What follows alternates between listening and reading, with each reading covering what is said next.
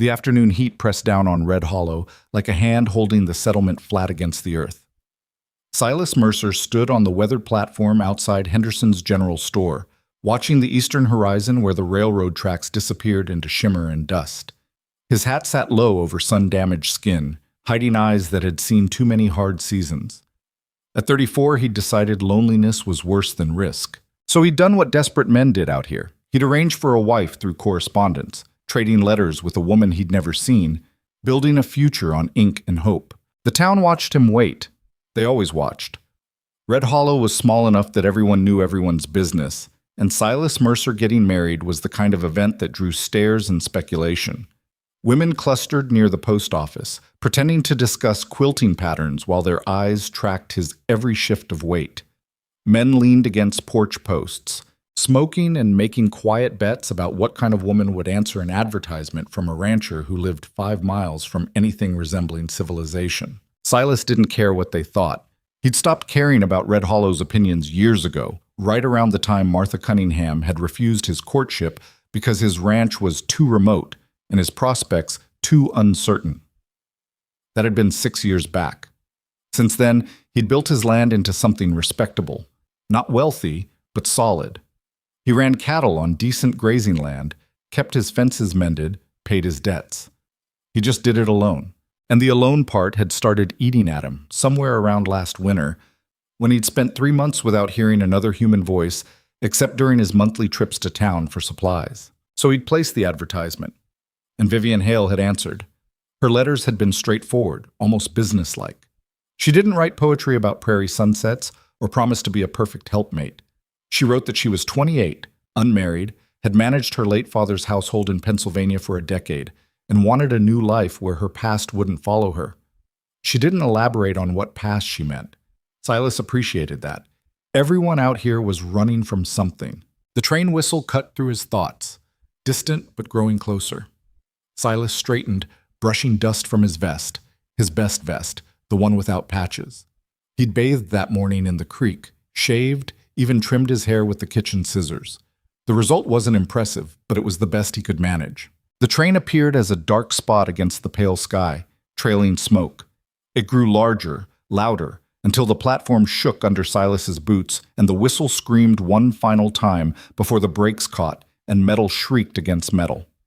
The passenger car lurched to a stop directly in front of the platform. Silas's mouth went dry. The conductor stepped down first, placing a wooden stool below the car's steps. Then passengers began to emerge. A businessman in a rumpled suit, 2 farm women carrying baskets, an older couple arguing about luggage. Silas watched each one, his stomach tight, wondering which person would turn toward him with recognition. Then she appeared in the doorway. Vivian Hale was not what he'd imagined, not even close. She wore a traveling dress the color of deep burgundy, well made but practical, with a fitted jacket that couldn't hide the fullness of her figure. She was a large woman, not tall but broad and heavy, with a body that strained against the seams of her clothing in ways that made several onlookers gasp quietly. Her hips were wide, her bosom full, her arms thick beneath her sleeves. She moved carefully down the steps, one hand gripping the rail, the other holding her skirts clear of her feet.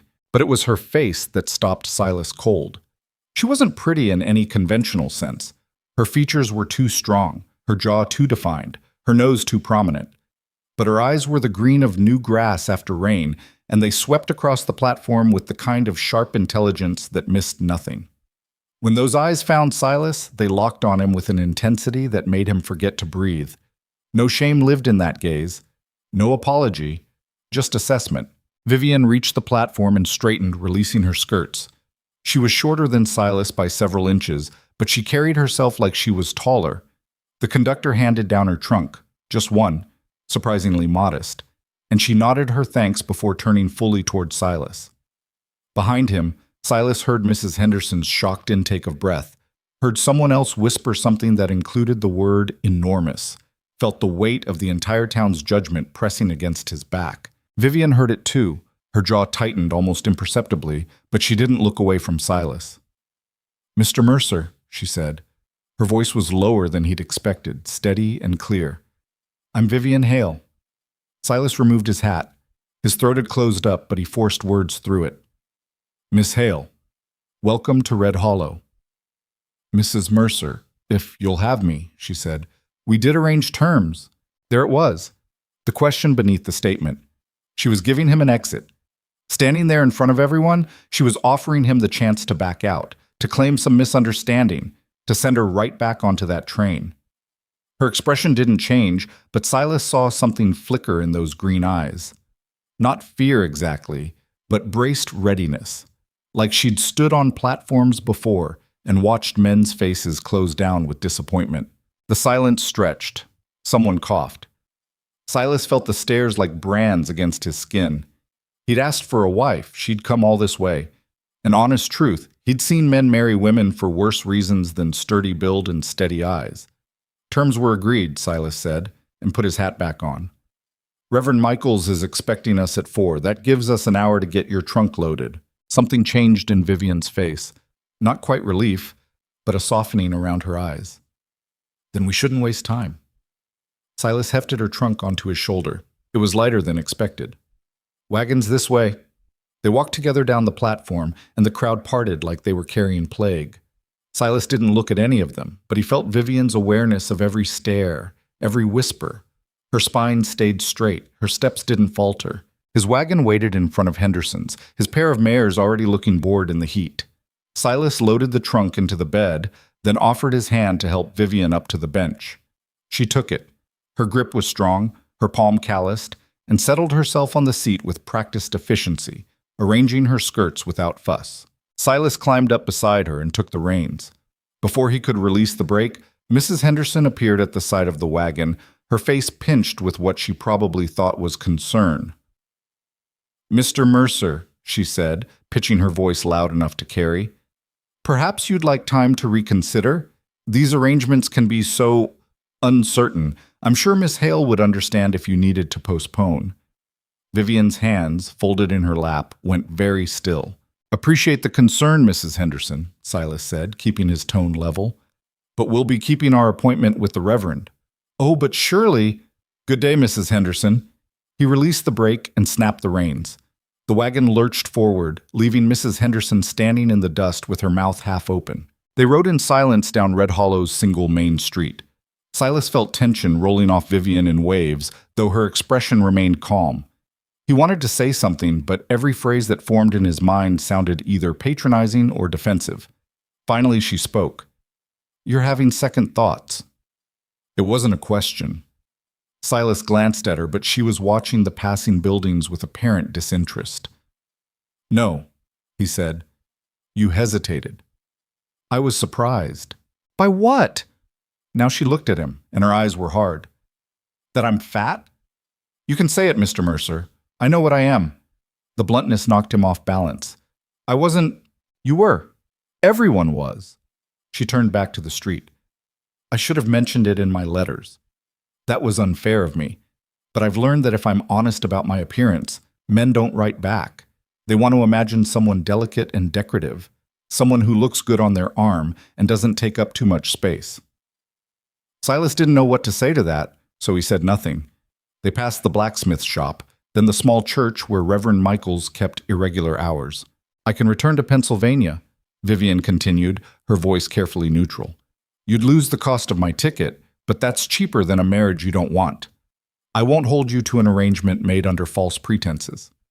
"Did you lie about anything else?" Silas asked. She blinked. "What?" "In your letters. Did you lie about managing your father's house, about being able to cook and keep accounts?" "No." "Did you lie about wanting a new start?" "No." Then there were no false pretenses. He pulled the wagon to a stop in front of the church. "I asked for a wife who could handle frontier life. You said you could. Your size doesn't change that one way or another." Vivian studied him for a long moment, and Silas had the uncomfortable feeling she was seeing more than he intended to show. "Most men would disagree," she said quietly. "Then most men are fools." A small, complicated smile touched her mouth. "We'll see if you still think that in a month." Reverend Michaels was a thin man with kind eyes who asked no questions about Vivian's appearance and kept the ceremony brief. The church was empty except for the three of them and Mrs. Michaels, who served as witness and wept sentimentally throughout the short service. Silas spoke his vows clearly, watching Vivian's face. She spoke hers the same way. No trembling, no hesitation. When Reverend Michaels pronounced them married, Silas kissed her cheek. Brief, formal. Her skin was warm, and she smelled faintly of rosewater and train smoke. They signed the register. Mrs. Michaels kissed Vivian's cheek and pressed a small bundle of dried flowers into her hands. Reverend Michaels shook Silas's hand and told them both that marriage was hard work, but worth the effort. Then they were outside again, standing in the late afternoon sun, legally bound. "Well," Vivian said, looking at the dried flowers, "that's done." "Yeah," Silas agreed. Another silence. A tumbleweed rolled past. Somewhere down the street, someone laughed. "Your ranch is 5 miles out?" Vivian asked. "About that." "Then we should go before dark." They climbed back into the wagon. Silas turned the horses toward home, and Red Hollow fell away behind them. The land opened up as they left town, flat prairie stretching in all directions, broken by occasional stands of scrub oak and the dark line of creek beds. The sun hung low, turning the grass gold. Silas had always liked this time of day, when the heat finally broke and the world seemed to breathe easier. "Tell me about your ranch," Vivian said. So Silas talked. He told her about the 200 acres he ran, the small herd of cattle he was building, the cabin he'd constructed himself 5 years back.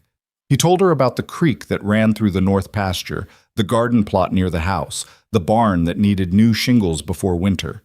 He kept it factual, trying not to oversell or apologize. Vivian listened without interrupting. When he finished, she nodded slowly. "How much help do you employ?" "None. Can't afford it yet." "So you work the ranch alone?" "Yeah. That's a lot for one man." "I manage." "You won't have to manage alone anymore." She looked at him directly. "I meant what I said in my letters, Mr. Mercer. I'm not here to sit in the house and look decorative. I'm here to work. Whatever needs doing, I'll learn it." "Most women." "I'm not most women. I think we've established that." Silas almost smiled. "Yeah, we have." The cabin appeared as the sun touched the horizon, a low structure of rough-hewn logs with a stone chimney and a covered porch. It wasn't much, but Silas had built it solid, with a good roof and tight walls. The barn stood behind it, and beyond that, his pasture stretched toward the creek. He pulled the wagon to a stop in front of the house. "It's not fancy." "I don't need fancy." Vivian climbed down without waiting for help, studying the cabin with what looked like approval. "It's well built, good foundation. The porch is a nice touch. Gets too hot inside during summer, needs somewhere to sit in the evening." "Smart." Silas carried her trunk inside, showing her the single large room that served as kitchen, living space, and dining area. A doorway led to the bedroom, small, barely bigger than the bed itself, but private. The furniture was rough but serviceable. A table he'd made himself, 2 chairs, a rocking chair by the fireplace, a cabinet for dishes. "There's a root cellar out back," Silas said, suddenly aware of how spare everything looked. "And a smokehouse. Well's about 30 feet from the front door. I dug it deep so the water stays cold." Vivian walked slowly around the main room, running her hand along the table, examining the fireplace. "You keep it clean." "Try to. That'll make things easier." She turned to face him, and something in her expression had shifted, less guarded, more present. "Mr. Mercer, I think we should establish some understandings." "Silas," he said, "if we're married, you should use my given name." "Silas, then, and I'm Vivian." She folded her hands in front of her, a gesture he was starting to recognize as her way of steadying herself. "I know this arrangement isn't conventional. You expected someone different, and I'm sure I expected someone different too. But we've made this choice, so we might as well make the best of it." "Agreed. I'll keep the house, do the cooking and washing, tend the garden. But I also want to learn the ranch work. I'm strong, and I'm not afraid of hard labor. If you'll teach me, I'll help with whatever needs doing." Silas considered that. Most wives stayed near the house, handling domestic work while their husbands managed the livestock and fields. But most wives didn't look at him the way Vivian was looking at him now, steady and serious, like she was negotiating a business contract. "Could use the help," he admitted. "If you're serious." "I am." "Then we'll start tomorrow. I'll show you the land, introduce you to the cattle, teach you what you need to know." "Good." Vivian glanced toward the bedroom. "And the other matter?" It took Silas a moment to understand what she meant. When he did, heat crept up his neck. "Oh, that. Yes, that." Vivian's face didn't change, but her voice softened slightly. "I'll understand if you need time, or if you decide you don't want. Given how I look, I wouldn't blame you for—" "Vivian." Silas stopped her, feeling awkward but determined to be clear. "I'm not going to force anything, but I married you properly. When you're ready, if you're ready, I'd like this to be a real marriage. In all ways." She searched his face, and he made himself hold her gaze. "All right," she said finally. "That's fair. But not tonight." "No, not tonight." The tension broke slightly. Vivian looked toward the kitchen area. "Have you eaten?" "Not since noon." "Then I'll make supper. Show me where you keep things." They worked together in the small kitchen space, Silas explaining his sparse pantry, Vivian assessing what she had to work with. She moved efficiently, heating the stove, finding pans, slicing salt pork and onions. Within 30 minutes, the smell of cooking filled the cabin. They ate at the rough table as darkness settled outside. Vivian had made a simple meal: fried pork, beans, cornbread, but it was the best food Silas had tasted in months, probably because he wasn't eating alone. "You're a good cook," he said. "My father liked to eat." She broke her cornbread into pieces, soaking it in bean broth. "I learned early to make decent meals from whatever was available." "You mentioned managing his house. Was it just the two of you?" Vivian's hand stilled briefly. "After my mother died, yes. I was 16 when she passed. My father never remarried. He said no one could replace her." "Must have been hard." "It was what it was." She resumed eating, her tone closing that particular door. "What about you? Do you have family?" "Brother in Kansas City. Haven't seen him in 5 years. Parents passed when I was 20. Fever took them both within a week of each other." "I'm sorry." "Long time ago now." They finished eating in companionable silence. Vivian washed the dishes while Silas brought in more firewood. By the time he came back inside, she was standing in the doorway to the bedroom, looking at the narrow bed. "I can sleep out here," Silas offered. "Take the rocking chair. Wouldn't be the first time." "Don't be ridiculous. We're married." Vivian's voice was brisk. "We can share the bed like adults. I'm sure you'll stay on your side." "I will." Then it settled. They prepared for bed with careful formality. Vivian changed in the bedroom while Silas banked the fire. When he came to the bedroom doorway, she was already under the blanket, wearing a high-neck nightgown, her hair braided over one shoulder. She'd left the kerosene lamp burning low on the small table beside the bed. Silas changed quickly, blew out the lamp, and slid under the blanket on the far edge of the mattress. The bed was small enough that he could feel the shift of the mattress when Vivian moved, but they weren't touching. Darkness pressed close. Outside, coyotes called to each other across the prairie. "Silas?" Vivian's voice came soft through the dark. "Yeah?" "Thank you for not sending me back." He thought about that, about how close he'd come to exactly that, about the moment on the platform when doubt had frozen him, about how Vivian had stood there with her chin up, expecting rejection, but refusing to crumble under it. "Glad you came," he said, and meant it.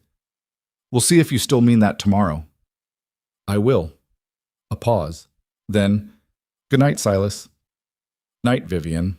He lay awake for a long time, listening to her breathe, wondering what exactly he'd gotten himself into, wondering if she was wondering the same thing. Eventually, exhaustion pulled him under. Day 6. Morning came cold and bright.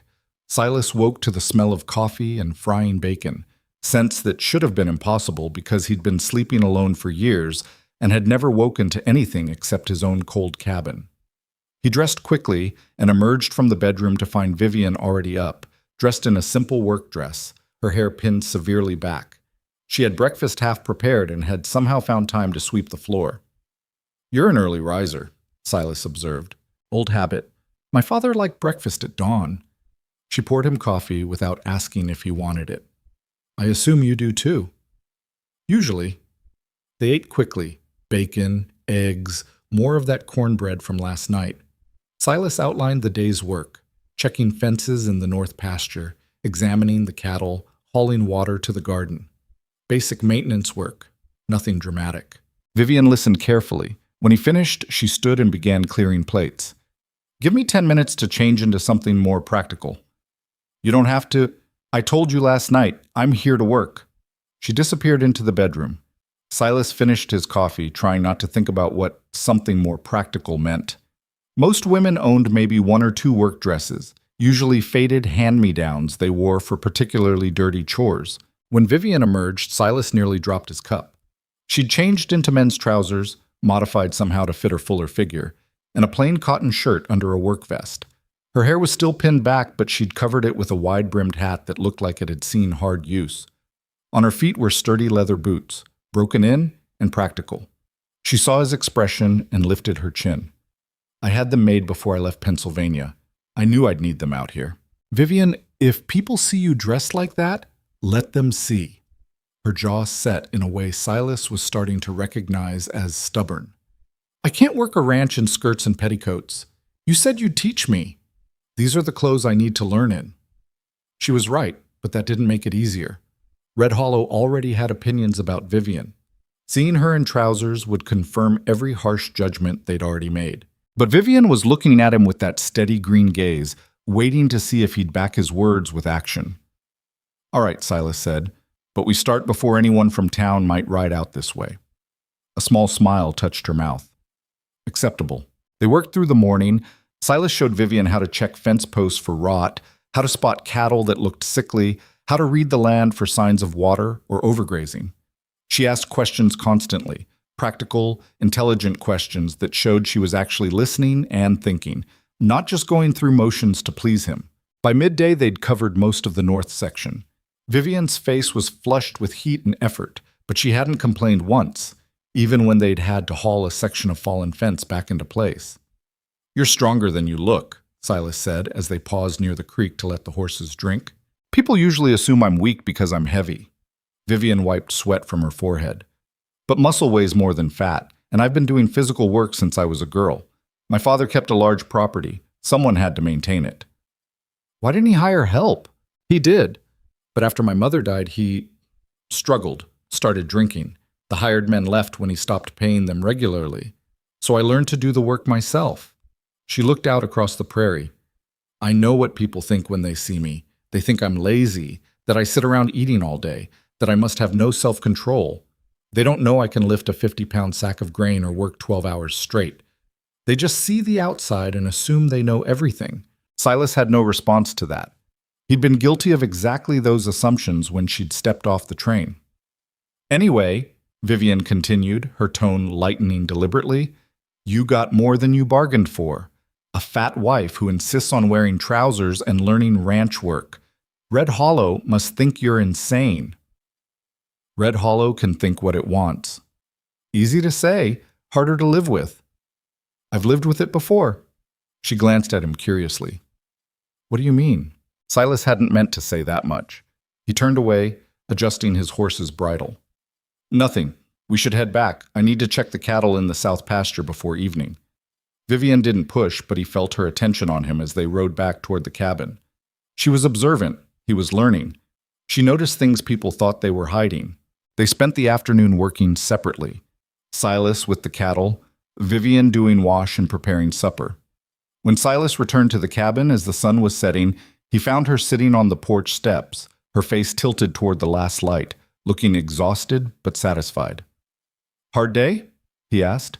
Good day. She didn't move, just sat there like she was too tired to stand. I forgot how much I liked working outside. My father's property had gardens and orchards. I spent more time there than in the house when I was young. Silas sat down beside her on the steps. Their shoulders didn't touch, but they were close enough that he could feel the warmth radiating from her skin. You miss it? He asked. Some parts, not others. She paused. Mostly I don't miss feeling like I was waiting for my life to start. That's what it felt like back there. Like everyone was waiting for me to suddenly become something different, smaller, more acceptable, as if I could will myself into being what they wanted. But you came out here instead. I came out here because I was never going to be what they wanted. She looked at him, and her expression was complex, part resignation, part defiance. I figured at least here I could be useful. Even if people still judge me, at least I'm not sitting in my father's house pretending I'll eventually become marriageable to some local man who'll settle for me because I can cook and my father had property. That why you answered my advertisement? Partly. Also because you didn't describe your ideal woman in flowery terms. You just said you needed a partner who could handle hard work and frontier life. That felt honest. It was honest. I know. Vivian pushed herself to her feet, wincing slightly. I think I've discovered muscles I forgot I had. Supper's ready whenever you are. They ate together as the cabin filled with shadows. After they sat on the porch again, watching stars emerge. It felt natural, sitting there in silence, and Silas realized with some surprise that he was comfortable. More comfortable than he'd been in months, maybe years. This could work, Vivian said quietly, as if reading his thoughts. Yeah, Silas agreed. I think it could. And for the first time since he'd seen her step off that train, he believed it completely.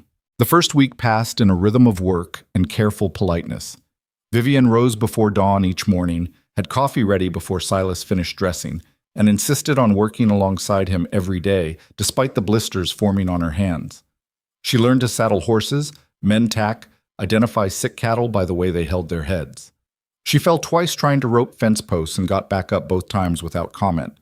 Silas found himself watching her when she wasn't looking, trying to reconcile the woman in his house with every assumption he'd carried about mail-order brides and women in general. On the 8th day, they rode into Red Hollow for supplies.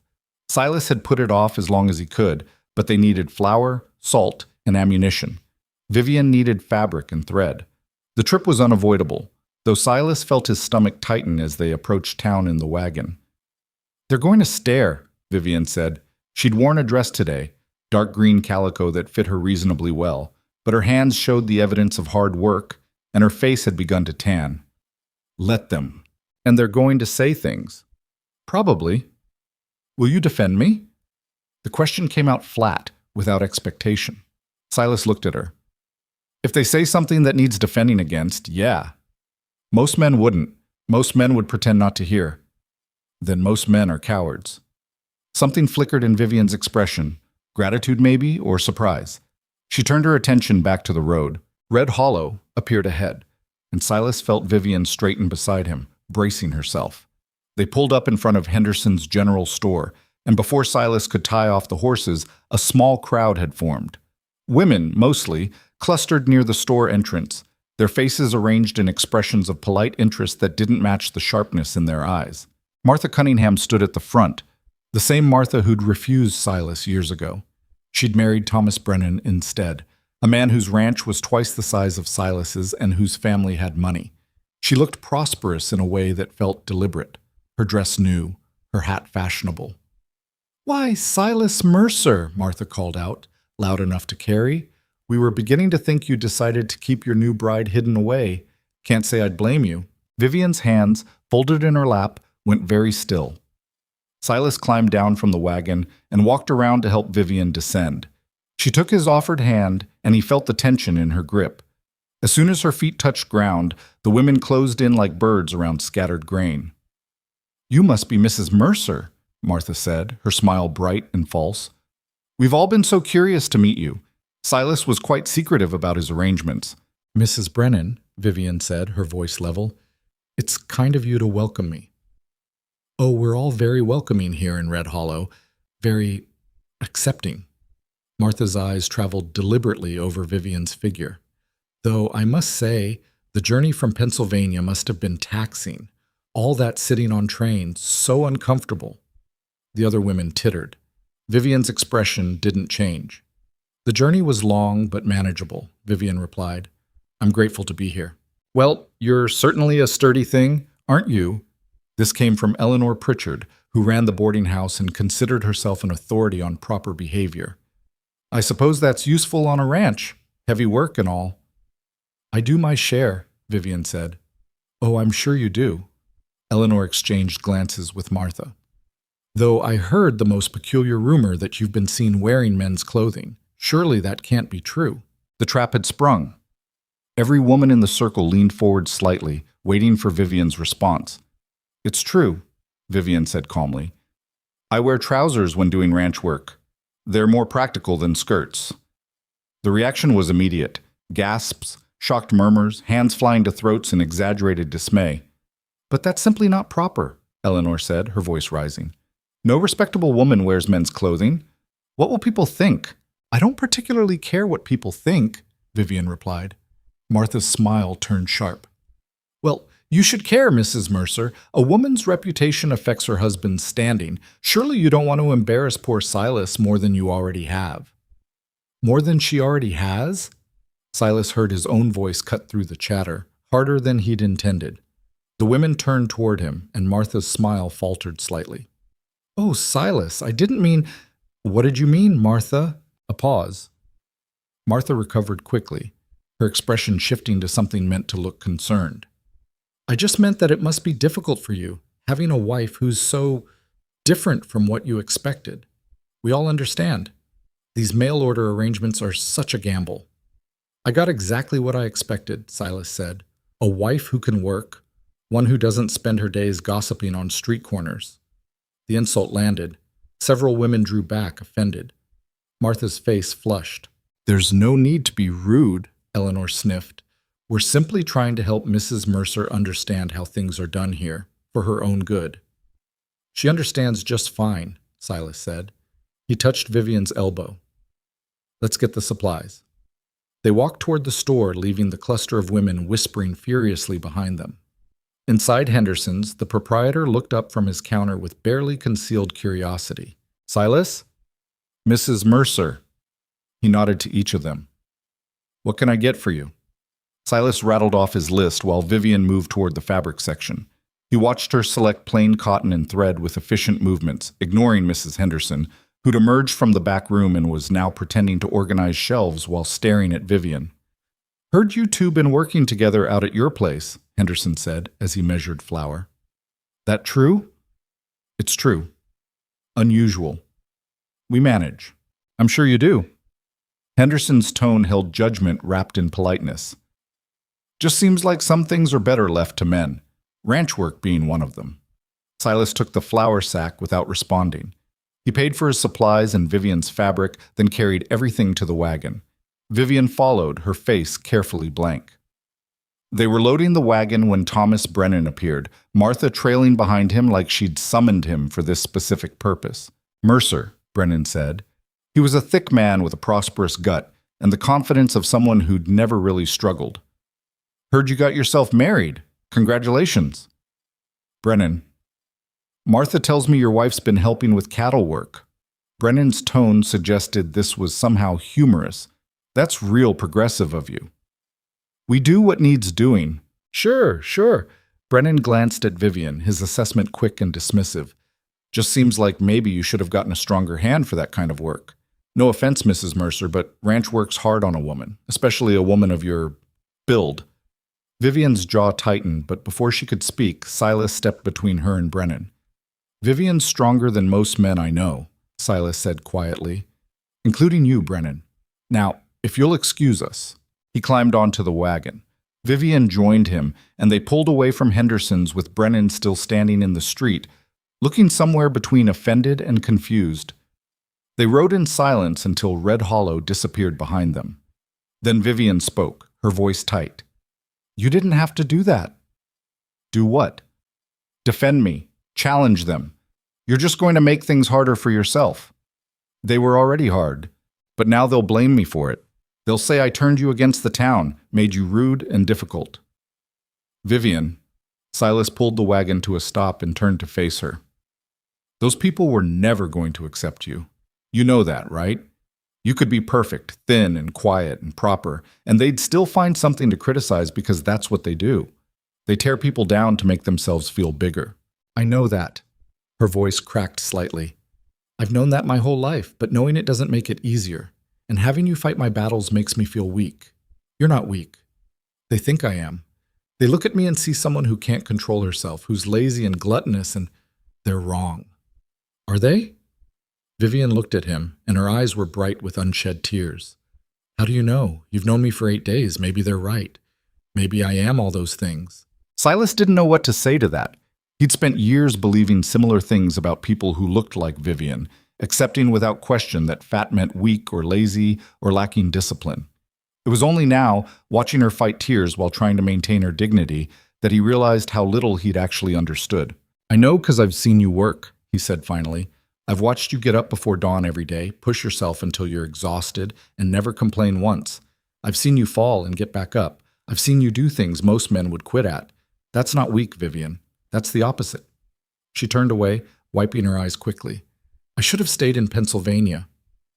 "Do you really think that?" A long pause. "No, but some days I wonder if you wish I had."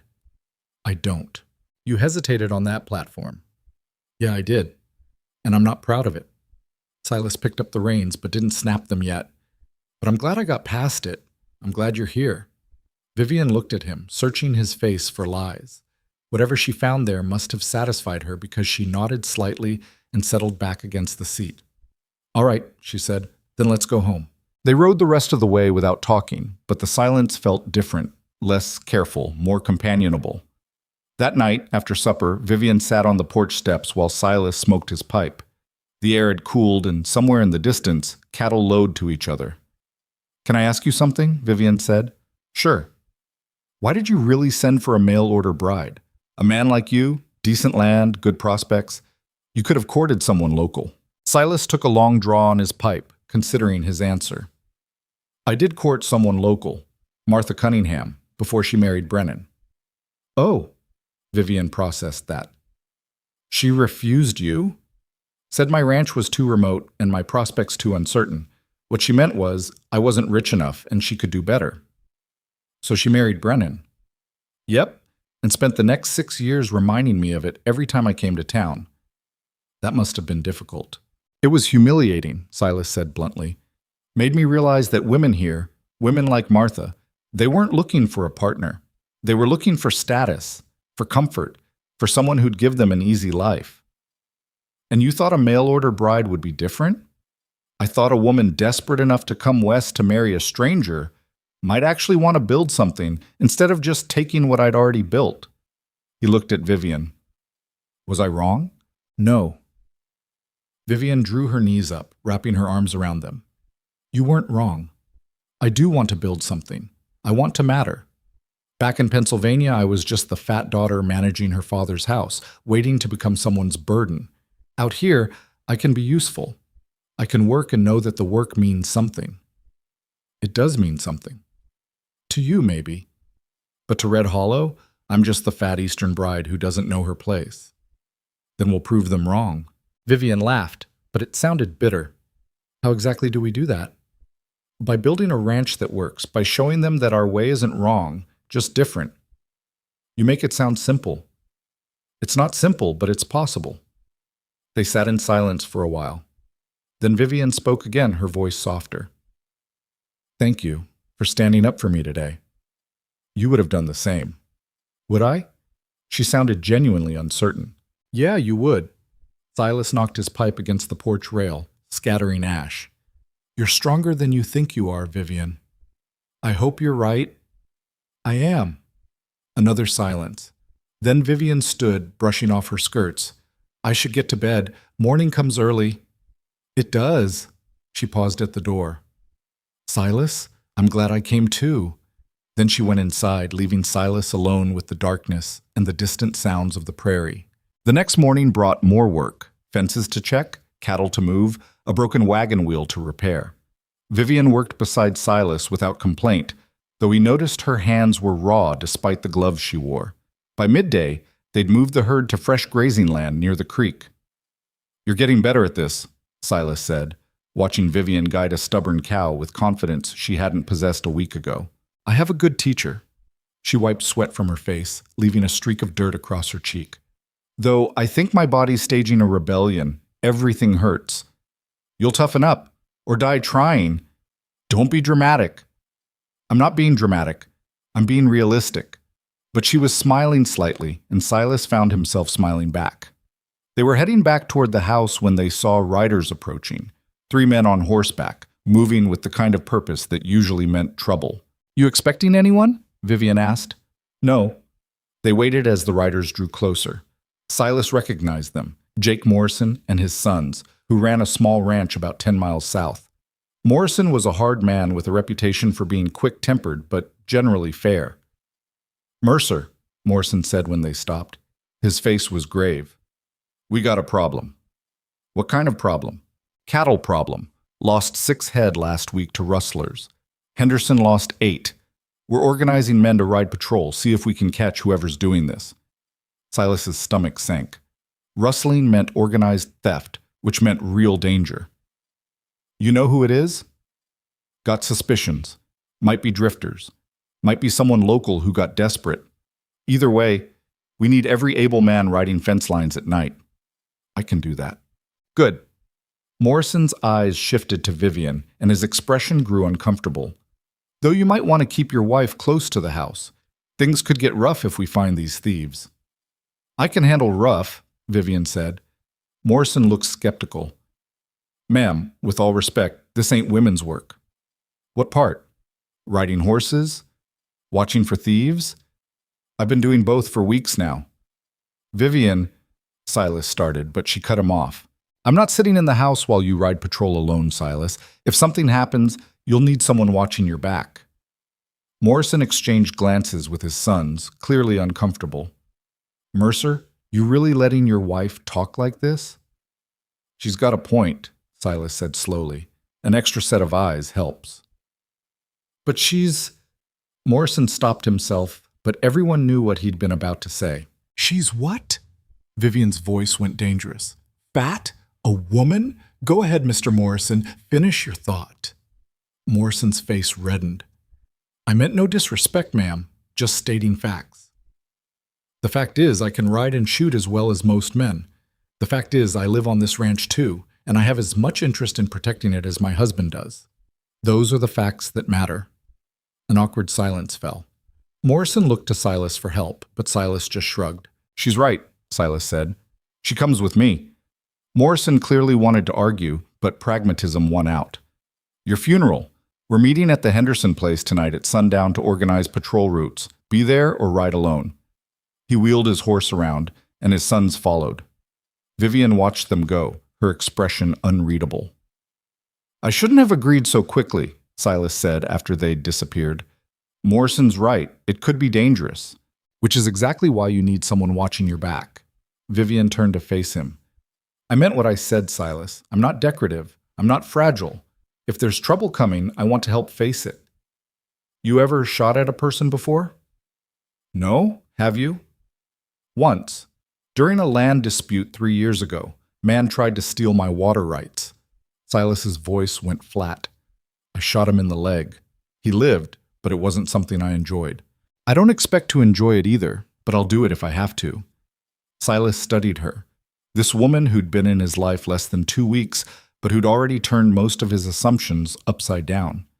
She stood there in her work clothes, dirt-streaked and sweating, looking more determined than anyone her size should reasonably look. "All right," he said, "but you follow my lead. If I say run, you run. If I say hide, you hide. Agreed?" "Agreed." They rode to Henderson's place that evening.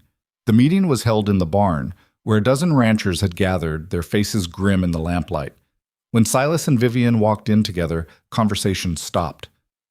"Mercer," Henderson said carefully, "didn't expect you to bring your wife." "She rides with me." "That's unusual." "These are unusual times." Silas kept his voice level. "You need riders or not?" Henderson exchanged glances with Morrison, then shrugged. "We need riders. Your call who you bring." They spent an hour organizing patrol routes and schedules. Silas and Vivian were assigned the eastern section, a long stretch of fence line that bordered open range where rustlers would most likely approach. It was isolated territory, which suited Silas fine. Less chance of running into judgmental neighbors. As the meeting broke up, Thomas Brennan approached them. "Mercer, you sure about this? Taking your wife into potential danger?" "I'm sure. It's just, well, if something happened to her, if something happens to either of us, we'll handle it together," Vivian interrupted. "But your concern is noted, Mr. Brennan." Brennan's face reddened. "I'm just saying, most wives stay home where it's safe." "Then it's fortunate I'm not most wives." They left before Brennan could respond. On the ride home, Silas felt laughter building in his chest, an unfamiliar sensation. "You enjoyed that," Vivian said. "Maybe a little." Brennan looked like he'd swallowed a wasp. "He did, didn't he?" Silas let the laughter out, and after a moment Vivian joined him. They rode through the darkness, laughing like children, and for the first time since his parents died, Silas didn't feel alone on the prairie. That night, they prepared for patrol. Silas showed Vivian how to load and fire his spare rifle, watching carefully as she practiced the motions. Her hands were steady, her movements deliberate. "You're a natural," he said. "Don't sound so surprised." "I'm not. Not anymore." They rode out at midnight, moving quietly through darkness broken only by starlight. The fence line stretched ahead of them, endless and exposed. Silas kept his rifle across his saddle, his eyes scanning constantly for movement. Hours passed. Nothing stirred except wind and the occasional night bird. Vivian rode beside him without speaking, alert and focused. Around 3 in the morning, Silas heard it, the low sound of cattle moving when they shouldn't be. He raised a hand, signaling Vivian to stop. She reined in immediately, her hand going to her rifle. They sat frozen, listening. The sound came again, closer now. Then voices, low and male, speaking Spanish. Silas's heart hammered. He'd found the rustlers. He turned to Vivian, intending to tell her to ride for help, but before he could speak, she'd already dismounted and was moving toward better cover behind a stand of scrub oak. She moved quietly for someone her size, positioning herself where she had clear sight lines. Silas followed, tying their horses where they wouldn't be easily seen. He crouched beside Vivian, and they waited as the voices grew closer. 3 men appeared, driving about a dozen head of cattle. They moved confidently, clearly thinking they were alone. As they passed within 20 yards, Silas recognized the cattle, Morrison's brand, clear even in starlight. He had to make a choice, confront them now and risk a gunfight, or follow them and alert the others. Before he could decide, one of the rustlers' horses spooked, catching scent of Silas's hidden mounts. The rustler shouted a warning. His companions drew weapons. "Stay down," Silas hissed to Vivian, then stood, raising his rifle. "Drop your weapons." For a frozen second, nobody moved. Then one rustler fired, the shot cracking loud across the prairie. The bullet struck dirt near Silas's feet. Silas fired back, aiming high, a warning shot. The rustlers scattered, abandoning the cattle. 2 rode hard toward the south. The third turned his horse straight toward where Vivian crouched. Silas's blood turned cold. He couldn't get a clear shot without risking hitting Vivian. He started to yell a warning, but Vivian was already standing, rifle raised with remarkable steadiness. "Stop," she commanded. The rustler saw her, a woman, alone, blocking his escape, and laughed. He spurred his horse forward. Vivian fired. The shot took the rustler's hat clean off his head. He jerked his horse to a stop, eyes wide with shock. "Next one goes lower," Vivian said, her voice carrying across the night. "Your choice." The rustler raised his hand slowly. Behind them, Silas heard hoofbeats, the other ranchers drawn by gunfire. Within minutes, the area flooded with armed men. Morrison took charge of the captured rustler while others rode after his companions. Through it all, Vivian stood with her rifle still raised, face pale but determined, refusing to lower her weapon until Silas touched her shoulder. "You can stand down now," he said quietly. She lowered the rifle, and he saw her hands were shaking. "I almost shot him," she whispered, "but you didn't. You gave him a chance to surrender." "What if he hadn't stopped?" "Then you would have done what you had to do." Silas took the rifle from her gently. "You did good, Vivian. Real good." Morrison approached them, his expression stunned. "Mrs. Mercer, that was some shooting." "I was aiming for his chest," Vivian said shakily. "I missed." Morrison laughed, a real laugh this time, not mocking. "Well, your miss was better than most men's best shots. You just helped us catch a rustler." News of the capture spread through Red Hollow like wildfire. By the time Silas and Vivian rode into town the next afternoon for supplies, the story had transformed into legend. The fat Eastern bride who'd shot a rustler's hat off while he charged her on horseback. The reaction was complicated. Some people treated Vivian with new respect, nodding to her on the street, asking quiet questions about the confrontation.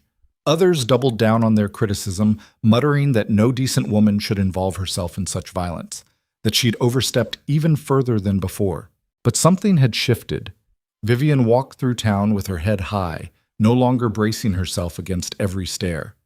When Martha Brennan made a cutting remark about women who don't know their place, Vivian simply smiled and kept walking.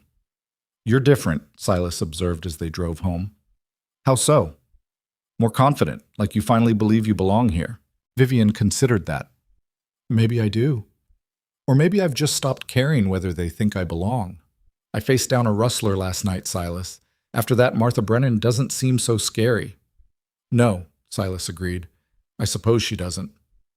That night they sat on the porch as usual, but this time, when Vivian shivered in the cooling air, Silas draped his coat over her shoulders without thinking about it.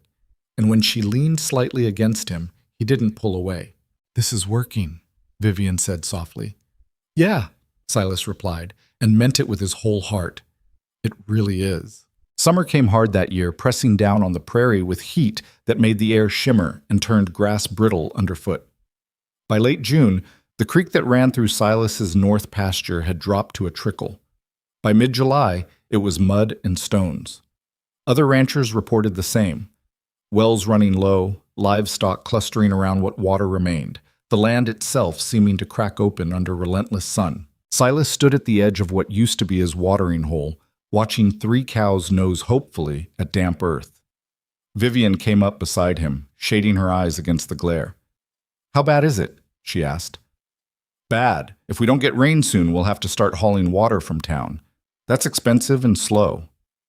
"What about the other ranchers?" "Same situation, maybe worse for some." Silas kicked at a dried clod of dirt. "Morrison's well went completely dry last week. Henderson's talking about selling off half his herd before they starve." Vivian was quiet for a moment, studying the parched landscape.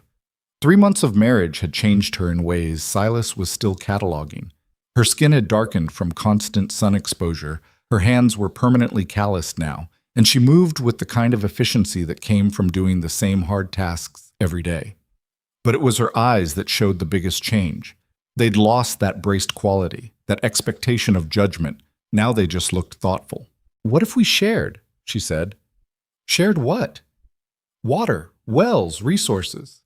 Vivian turned to face him. "Your well's still producing, right? Not much, but something?" "Yeah, but barely enough for our own cattle." "But if 3 or 4 families pooled their herds in one location, rotated grazing, shared the labor of hauling water, we'd all have a better chance than we do separately." Silas stared at her. "Vivian, these ranchers don't cooperate. Hell, half of them have been feuding with each other for years. Morrison and Henderson haven't spoken directly in 3 years over some property line dispute.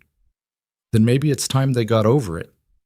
You can't just tell people to get over years of bad blood. No, but you can point out that their pride won't matter much if their cattle are dead." Vivian's jaw set in that stubborn way Silas had learned to recognize. "We're all facing the same problem. Working together makes more sense than watching everything die separately.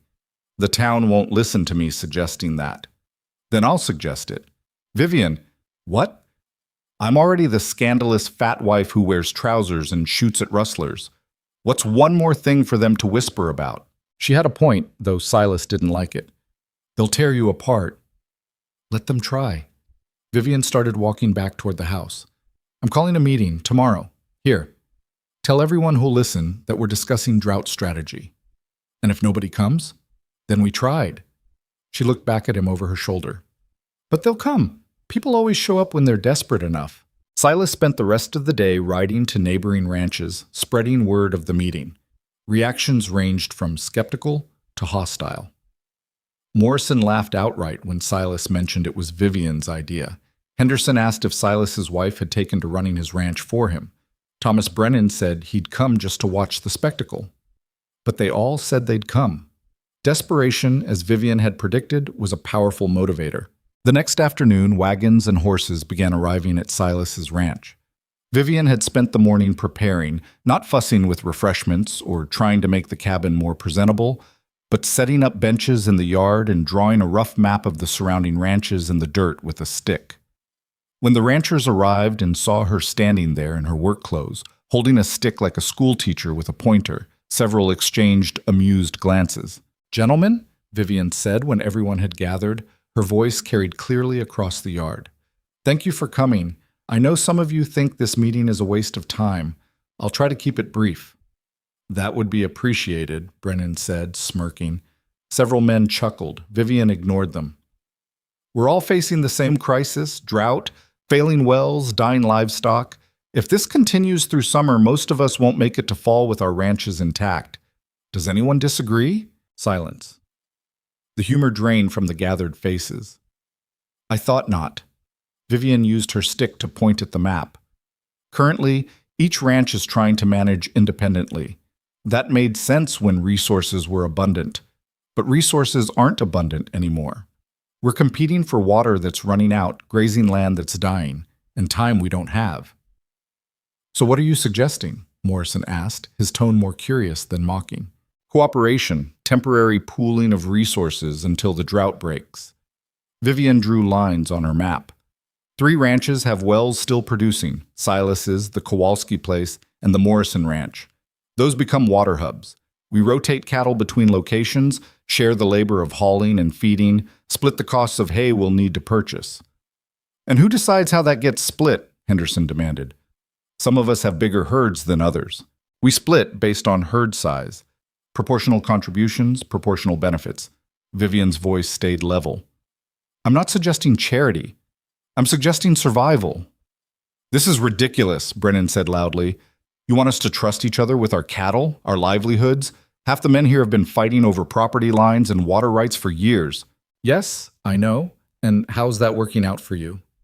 Vivian turned to face him directly. "Your pride won't water your cattle, Mr. Brennan. Your old grudges won't keep them alive. You can cooperate now while you still have something to save, or you can hold on to your pride and watch everything die." "Easy for you to say," Martha Brennan called from where she sat in their wagon. "You're new here. You don't understand the history." "You're right. I don't understand the history." Vivian's voice hardened. "And frankly, I don't care about the history. I care about the present, and presently, we're all in trouble." "She's got a point," Morrison said slowly. Other men shifted, murmuring to each other. "This is insane," Brennan insisted. "We're supposed to trust our stock to some kind of collective arrangement dreamed up by a woman who's been here 3 months?" 4 months, Vivian corrected. "And yes, that's exactly what I'm suggesting. Not because I'm brilliant or because I understand ranching better than you do, but because I don't have years of grudges clouding my judgment. I can see the situation clearly." "And what do you see?" Henderson asked. "I see that cooperation is the only rational choice. I see that sharing resources costs less than losing everything. I see that survival matters more than pride." Vivian planted her stick in the ground. "But I also see that most of you would rather fail alone than succeed together. So here's what I propose. 3 families. Silas and me, Morrison, and whoever else wants to try. We pool our resources for 2 months. If it works, others can join. If it doesn't, you can all say I told you so." Morrison stood up from the bench where he'd been sitting. "I'm in." "Jake, you can't be serious," Henderson started. "I'm dead serious. My well's going dry. My cattle are suffering. Mrs. Mercer's plan makes sense." Morrison looked at Vivian with something approaching respect. "When do we start?" "Tomorrow," Vivian said. "We'll need to build temporary holding pens, organize hauling schedules, and inventory feed supplies." "I'll help with that," came another voice. Sarah Kowalski, a widow who ran her late husband's ranch with her 2 grown sons, stood up. "We're in too." One by one, a few more ranchers agreed. Not everyone. Brennan refused, as did several others who clearly couldn't stomach taking direction from Vivian. But by the time the meeting ended, 7 families had committed to the plan. As the crowd dispersed, Silas found himself standing next to Morrison. The older rancher watched Vivian directing traffic, telling people when to come back the next day, sketching out preliminary schedules. "Your wife's something else, Mercer," Morrison said. "Yeah, she is.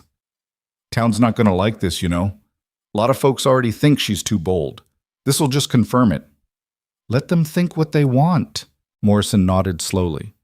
"That rustler business changed things. People respect her now, even if they don't like her. Respect's more useful than liking, most days." After everyone left, Silas found Vivian sitting on the porch steps, looking exhausted. "That went better than expected," he said, sitting beside her. "Half of them think I'm crazy." Yeah, but the other half agreed to try it. Brennan's going to cause trouble. He's too proud to admit I might be right. Vivian rubbed her temples. And if this doesn't work, I'll have made everything worse. It'll work. You don't know that. No, but I believe it. Silas put his hand over hers. You did good today, Vivian. Real good. She leaned against his shoulder, and they sat there as the sun went down, both too tired to move. The next morning, work began. Morrison arrived with his sons and his entire herd. The Kowalskis came with wagons full of fencing supplies. Other families trickled in throughout the day, and by evening they'd constructed temporary holding pens near Silas's well and organized the first rotation schedule. It was chaos at first. Cattle from different ranches mixing together, arguments over whose turn it was to haul water, confusion about feeding times.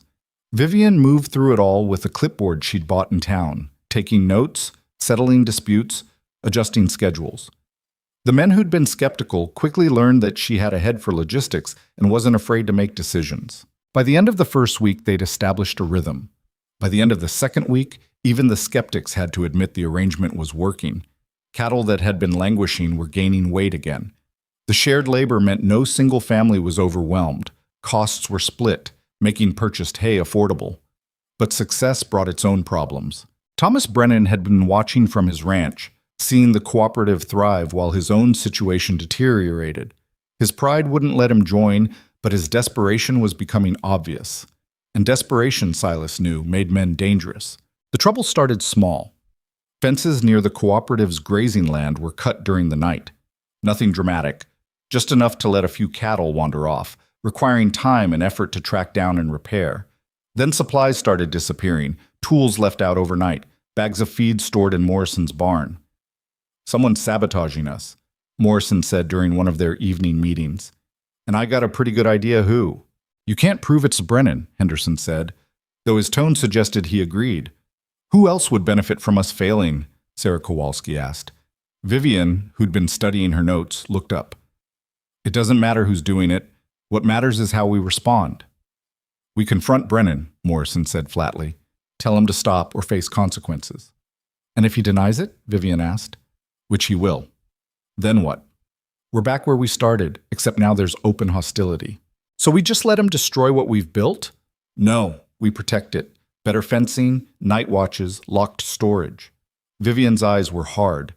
We make it harder for him to hurt us than it's worth. They implemented her suggestions. Silas took first watch that night, riding patrol around the holding pens with his rifle across his saddle. Around midnight, Vivian came out to join him, carrying coffee and her own rifle. You should be sleeping, Silas said. So should you. She handed him the coffee. Besides, it's too hot to sleep. They rode together in silence for a while, listening to cattle shift and low in the darkness. The night was clear, stars scattered thick overhead, but no moon yet. You think Brennan will give up? Vivian asked. No, men like him don't give up. They escalate. That's what I thought, she paused. Silas, if this gets violent, we handle it. I've been thinking about that, about what happened with the rustler. I almost killed a man that night. But you didn't. Only because I missed, and I keep wondering, what if next time I don't miss? What if I have to actually pull that trigger knowing where the bullet will go? Silas didn't have an easy answer for that. Then you do what you have to do to survive, to protect what's yours. Is that what you did when you shot that man over water rights? Yeah. Silas's voice went flat. I did what I had to do, and it's haunted me every day since. Vivian looked at him in the darkness. But you'd do it again. If I had to, yeah. Then I guess I would too. She shifted in her saddle. That's what frightens me. Not that I can't do it, but that I can. They finished their patrol and headed back to the house as false dawn began to gray the eastern sky. Silas felt exhausted, but wired. That strange combination of fatigue and alertness that came from staying up all night watching for trouble. The trouble came 3 days later, and it was worse than sabotage. Silas was working near the holding pens when he saw smoke rising from the direction of Morrison's ranch. Not the thin white smoke of a cooking fire, but thick black smoke that spoke of something large burning. Fire, he shouted, and within minutes every man in the cooperative was riding hard toward Morrison's place. They arrived to find Morrison's barn fully engulfed, flames reaching toward the sky, heat pushing them back even from 100 feet away. Morrison's family was trying to save what they could, carrying out tack and tools, but the building itself was beyond saving. "Anyone inside?" Silas yelled over the roar of flames. "No, thank heaven," Morrison shouted back. "But everything else, my winter feed, my tools, records—" The barn collapsed with a sound like thunder, sending sparks spiraling into the air. Everyone jumped back, watching years of work turn to ash. "This wasn't an accident," Morrison said, his face illuminated by the dying fire. His voice was dead calm, which somehow made it more frightening. "Someone set this." "You don't know that," Henderson said, but his tone lacked conviction. "I know it. I can smell kerosene." Morrison turned to face the gathered ranchers. "Brennan did this. He's trying to break the cooperative by breaking me." "We still can't prove," Henderson started. "I don't need proof." Morrison's voice cracked like a whip. "I know it was him, and I'm going to make him pay." "Jake, wait," Silas began, but Morrison was already striding toward his horse. "We should let him go," Sarah Kowalski said quietly. "Let him confront Brennan. Get this settled." "This won't get settled with talking," Vivian said. She'd arrived on horseback, still dressed in her nightgown under a hastily thrown-on coat. "This will end in violence." "Then maybe it needs to," Morrison said. He mounted his horse. "Who's coming with me?" Several men moved toward their horses. Silas saw the moment crystallizing, good men about to do something terrible out of rage and fear and desperation. He moved without thinking, putting himself between Morrison and the path to Brennan's ranch. "Stop," Silas said. "Get out of my way, Mercer." "No, listen to me, Jake. You ride over there with angry men and guns, someone's gonna die. Maybe Brennan, maybe you, maybe some innocent person who gets caught in the middle. Is that what you want?" "I want justice." "This isn't justice. This is revenge, and revenge doesn't fix anything. It just makes everything worse." Morrison's hand went to his rifle. For a terrible moment, Silas thought his friend might actually shoot him. Then Vivian's voice cut through the tension. "Mr. Morrison, look at your barn." Morrison turned. The fire had burned down to embers now, but the damage was total. Nothing remained except charred timber and ash. "That's gone," Vivian continued, her voice level. "You can't get it back. But you know what you can do? You can rebuild. We'll all help. We'll share our feed with your stock, store your tools in our barns, help you put up a new building before winter. We'll take care of you because that's what cooperation means. It means when one of us falls, the others hold them up." "And Brennan just gets away with it?" Morrison's voice broke. "No. We report it to the sheriff. We document the damage. We build a case. And if Brennan did this, he'll face real consequences. Legal consequences." Vivian moved her horse closer to Morrison's. "But if you ride over there with guns, you become the criminal. You throw away everything we've built. And Brennan wins anyway because he destroyed the cooperative without even having to set fire to his own barn." The logic penetrated Morrison's rage slowly, visibly. His shoulders sagged. When he looked up again, his eyes were wet. "I've lost everything," he said. "No, you haven't," Silas said. "You've lost a building and some feed, but you've still got your family, your land, your cattle, and a whole group of people who've got your back. That's not nothing." Morrison sat on his horse for a long moment, then nodded slowly. "All right, we'll do it your way. But if the law doesn't handle this, then we'll figure out our next step together," Vivian said. "As a group, not as a mob." The tension broke. Men dismounted, looking sheepish now that the heat of rage had passed. They spent the rest of the morning clearing debris and making plans to help Morrison rebuild. The sheriff came out from town that afternoon, a tired man named Coleman who'd seen too much frontier violence to have illusions about human nature. He examined the remains of the barn, interviewed Morrison, took notes. When Silas mentioned their suspicions about Brennan, Coleman's face went carefully blank. "That's a serious accusation," Coleman said. "It's a serious situation," Vivian replied. "You got proof?" "Just the facts. Brennan refused to join our cooperative. He's been angry about it. His ranch is failing, and now the most prominent member of the cooperative has his barn burned down with signs of kerosene. Signs ain't proof, and Brennan's got influence in town. His family's been here longer than most." Coleman closed his notebook. "I'll talk to him, but unless I find real evidence, there's not much I can do." So he just gets away with it, Morrison said bitterly. I didn't say that. I said I need evidence. Coleman looked at each of them in turn. And I'm saying you folks need to be careful. Situations like this have a way of spiraling. People start taking justice into their own hands, and before you know it, we got range wars and blood feuds that last generations. After Coleman left, the cooperative members gathered at Silas's place to regroup. The mood was somber. What do we do now? Sarah Kowalski asked. We keep going, Vivian said. We rebuild Morrison's barn. We maintain our schedules. We show everyone that we can't be broken by one act of destruction. And when Brennan does it again, Henderson asked. Because he will. If he got away with it once, then we'll be ready. Vivian's voice carried a steel edge Silas hadn't heard before. We set up better security. We take turns watching each ranch. We document everything. And if he tries again, we make sure there's no question about who's responsible. That's asking a lot, Henderson said. Some of us got families to protect, jobs to do. We can't spend all our time watching for Brennan. Then we split the duty. Rotating watches. 2 people per night. Vivian looked around at the assembled faces. I know it's hard. I know you're all tired and scared and angry, but giving up now means Brennan wins, and I'm not willing to let that happen. Are you? Silence. Then Sarah Kowalski stood up. I'm not giving up. Morrison's barn might be gone, but I'm still here. We're all still here. Others murmured agreement. Slowly, reluctantly, the group committed to continuing. That night, Silas and Vivian took first watch together, riding patrol around their own ranch.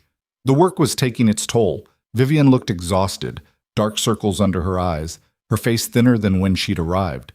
But her spine stayed straight, her rifle steady across her saddle.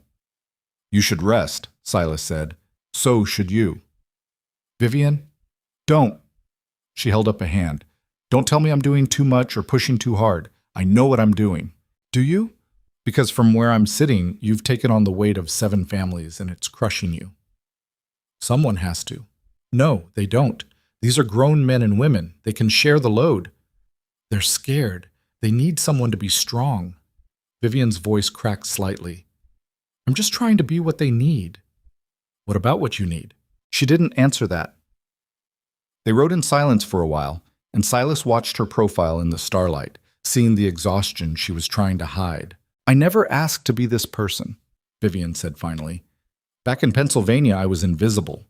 I managed my father's house, and people barely noticed I existed. Then I came here, and suddenly I'm this symbol, the scandalous bride, the woman who breaks rules. And now I'm supposed to be some kind of leader because I suggested people work together? You are a leader, Silas said, whether you asked for it or not. I don't want to be. I just want... She stopped, swallowing hard. What do you want? To belong somewhere, to matter. But not like this. Not with everyone watching, waiting for me to fail. She turned to look at him.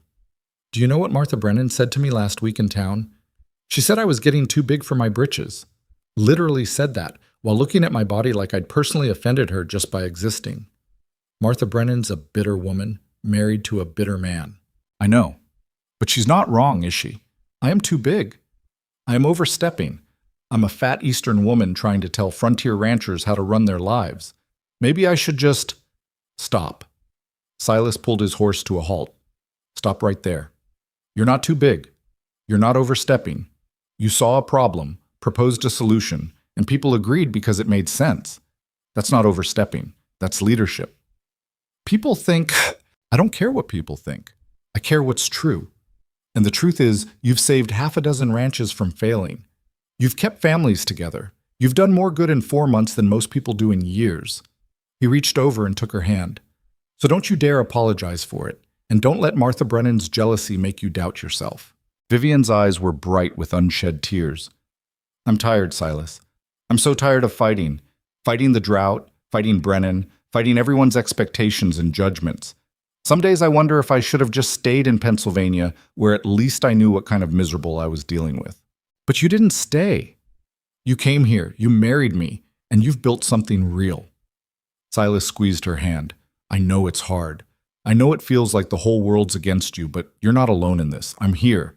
Morrison's here. Sarah and the others, they're here too. You don't have to carry this by yourself. Promise me something, Vivian said. What?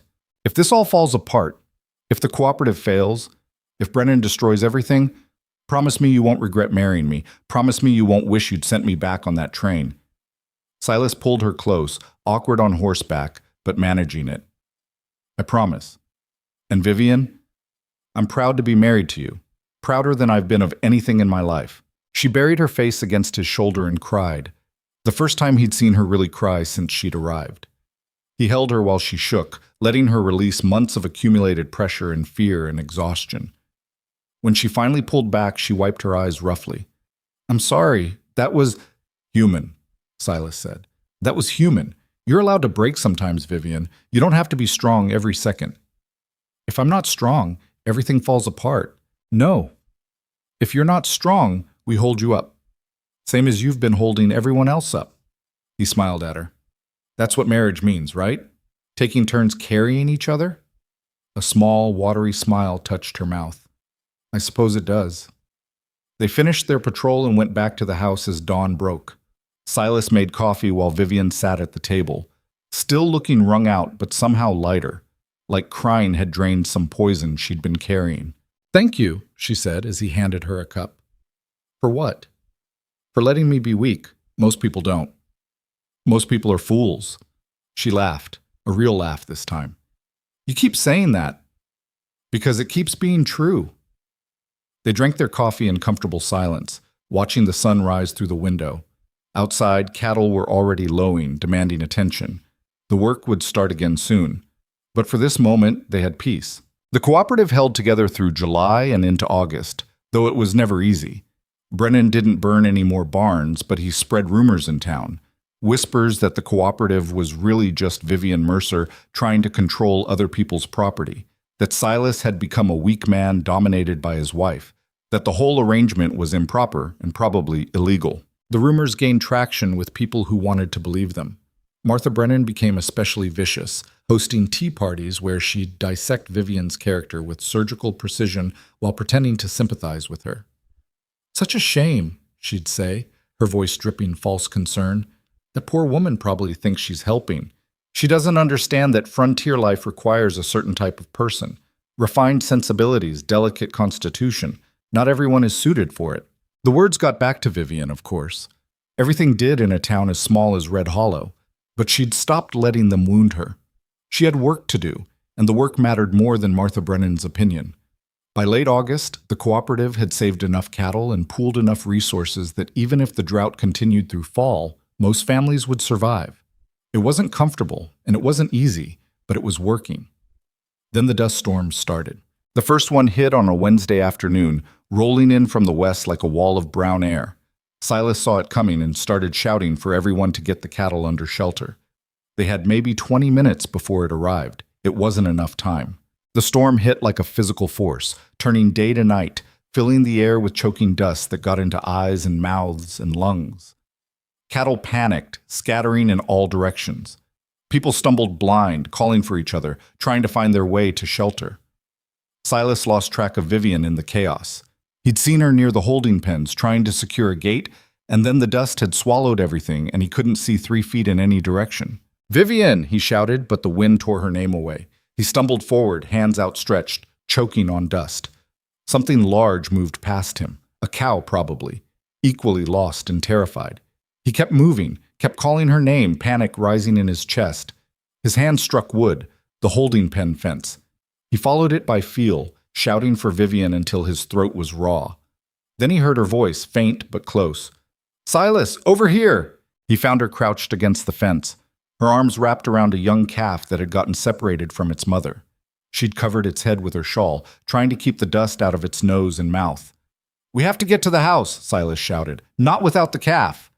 "Vivian, I'm not leaving it." There was no time to argue. Silas scooped up the calf, heavier than expected, and grabbed Vivian's hand. They stumbled through the storm together, navigating by memory and luck, until they hit the porch steps. Inside the house, they barred the door and stuffed rags under the gaps, but dust still found its way in, coating everything in a fine brown layer. The calf huddled in the corner, trembling. Vivian collapsed on the floor beside it, coughing violently. "Are you all right?" Silas asked. She nodded, still coughing. "The others? Everyone knows to shelter in place. We just have to wait it out." The storm lasted 3 hours. When it finally passed, the world outside looked apocalyptic. Everything buried under inches of dust, the sky still brown and hazy, the air thick enough to taste. Silas and Vivian emerged to assess the damage. 2 fences had collapsed completely. Half a dozen cattle were missing. The water in the troughs had turned to mud. Other cooperative members appeared, covered in dust, looking shell-shocked. Morrison had a gash on his forehead where something had struck him during the storm. Sarah Kowalski's youngest son had gotten separated and spent the entire storm huddled under an overturned wagon. "Everyone alive?" Silas called out. One by one, they confirmed it. Nobody dead, though several injured. The cattle were another matter. They'd lost at least 15 head to the storm, either dead or scattered too far to recover easily. "This is bad," Henderson said, surveying the damage. "Real bad. If we get another storm like that..." "We'll handle it," Vivian said. Her face was gray with dust, her voice hoarse, but her eyes were determined. "We'll rebuild the fences, track down the missing cattle, and prepare better for the next one." "There's always a next one," Morrison said bleakly. "Then we'll survive that too."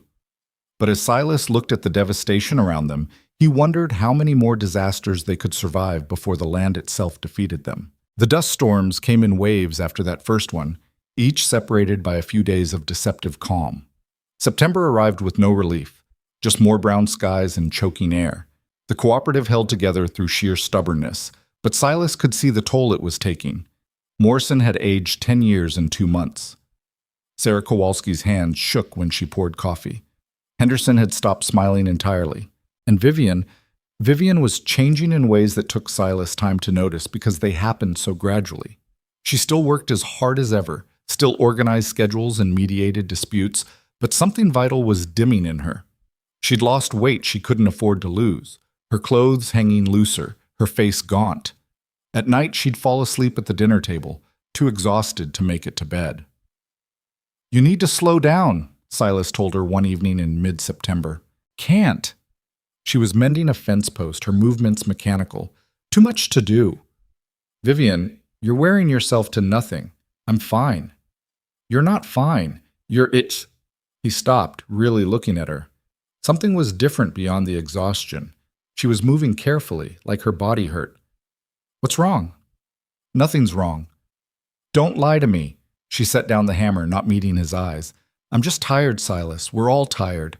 But it was more than that, and they both knew it. Silas didn't push, though. Not yet. Vivian had a way of shutting down when pressed too hard, and he'd learned to give her space to come to things in her own time. 2 days later, he found her vomiting behind the barn. "That's it," he said, helping her stand. "We're getting Doc Williams out here." "No." Vivian wiped her mouth, her face pale. "I don't need a doctor." "You're sick." "I'm not sick." She looked at him, and something in her expression made his stomach drop. "I'm pregnant." The world tilted. Silas stood there, hand still on her arm, trying to process what she'd just said. "Pregnant," he repeated stupidly. "About 3 months along, I think. Maybe closer to 4. I wasn't sure at first, but now..." She gestured vaguely at herself. "Now I'm sure." 3 months? And you didn't say anything? What was I supposed to say? We were in the middle of a drought crisis. People were depending on me. I couldn't just... Her voice cracked. I couldn't be weak right when everyone needed me to be strong. Having a baby isn't weak. Maybe not. But being pregnant while organizing a cooperative, fighting Brennan, surviving dust storms. She laughed, a sound without humor. I must look ridiculous. The fat woman getting fatter. Martha Brennan's probably having a field day with that mental image. Stop it. Stop what? Being realistic? You know how this looks, Silas. You know what people are going to say. What Silas knew was that his wife was pregnant, exhausted, and apparently had been carrying the secret for months while working herself half to death. What he knew was that terror and joy were fighting for dominance in his chest, and terror was winning because Vivian looked like she might collapse at any moment. "Come inside," he said. "You need to rest." "I need to finish the fence." "I'll finish the fence." "You need to rest." For once, she didn't argue.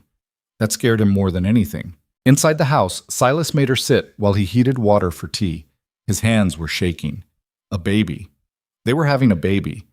He'd wanted children someday, abstractly, the way people want things that seem distant and theoretical. But now it was real and immediate, and Vivian was pregnant in the middle of the worst drought anyone could remember, and he had no idea how to protect her from what was coming. Say something, Vivian said quietly. I don't know what to say. Are you angry? Angry? Why would I be angry? Because this complicates everything. Because now you're stuck with me permanently. Because, Vivian, he set the tea in front of her and crouched down so they were eye level. I'm not angry. I'm scared half to death, but I'm not angry. Scared of what? Of losing you, of something going wrong, of not being able to take care of you properly. He took her hands, feeling how cold they were. We're in the middle of a crisis. You're working too hard, and now you're pregnant, and I don't know how to keep you safe. Tears spilled down her cheeks. I'm scared too. I'm terrified. My mother died in childbirth. Did I ever tell you that? No, she did. Having me. My father told me once when he was drunk that she'd been too big, that the baby, that I, was too big, and the labor went on for days, and she just... Vivian's voice broke completely. What if that happens to me? What if I die and leave you alone with a baby you never really wanted? Don't say that. Why not? It's true. You wanted a quiet life and a helpful wife. You didn't sign up for this. Stop. Silas pulled her close, awkward because of the table between them, but managing it. I did sign up for this. Maybe I didn't know exactly what I was signing up for, but I made vows, for better or worse. And a baby, our baby, that's not worse. That's better. It's just scary as hell. She clung to him, crying harder now, all the fear she'd been holding back pouring out. Silas held her and felt his own eyes sting because she was right to be scared. Childbirth killed women out here. Sometimes the baby died, sometimes both died. And there was no guarantee of help if something went wrong because Doc Williams was elderly and half-blind, and the nearest real hospital was 3 days away. But he couldn't tell her any of that, so he just held her and lied through his teeth. Everything's going to be fine, he said. You're strong. You'll be fine. She pulled back, wiping her eyes. Don't lie to me, Silas. I'd rather have truth than comfort. Then here's the truth. I'm scared. You're scared. This situation is dangerous, but we'll handle it the same way we've handled everything else. Together. Together, she repeated, like testing the word. All right, together. That night they lay in bed, not touching, but close, both staring at the ceiling. We should tell people, Vivian said. About the baby. When you're ready. I'm not ready, but they're going to notice soon anyway. She turned her head to look at him. Will you tell them? I don't think I can face Martha Brennan's reaction. I'll tell them. Thank you. Silas told Morrison first the next day while they were repairing a water trough. Morrison's reaction was immediate and complicated. Congratulations mixed with obvious concern. That's wonderful news, Morrison said carefully. But is she... with everything happening, is she all right? She's tired, working too hard. Then make her stop. We'll manage without her for a while. You try making Vivian stop doing something she thinks needs doing. Morrison laughed despite himself. Fair point. That woman's got more stubborn in her little finger than most men have in their whole body. He paused. Silas, you know we'll help however we can, right? When the time comes. Sarah's delivered babies before. We'll make sure Vivian's taken care of. I appreciate that. The news spread through the cooperative quickly, reactions ranging from genuine joy to thinly veiled judgment. Sarah Kowalski hugged Vivian and cried happy tears. Henderson offered gruff congratulations. The younger families seemed excited, but when the news reached town, Martha Brennan's reaction was predictable and vicious. Well, of course she's pregnant, Martha said loudly in Henderson's store, where half the town could hear. What else would you expect from a woman like that? No self-control in any area of her life. That's enough, Martha, Henderson's wife said quietly. Oh, I'm just being honest, and I'm worried for poor Silas. A baby in the middle of all this, when his wife can barely manage herself. It's irresponsible. The words got back to Vivian within hours. Silas found her sitting on the porch steps, face in her hands. "Martha Brennan's a hateful woman," he said, sitting beside her. "She's right, though. This is irresponsible. I we should have what? Not been married? Not shared a bed? Life doesn't stop just because times are hard, Vivian. Babies come when they come." She called me fat and said I have no self-control. She's jealous. Of what? My spectacular life? Of the fact that people respect you? Of the fact that you've done more in 6 months than she's done in 6 years? Of the fact that your husband actually likes you? Silas took her hand. Martha Brennan married for status and got a man who treats her like furniture. You can't blame her for being bitter about that. I can blame her for being cruel. Fair enough.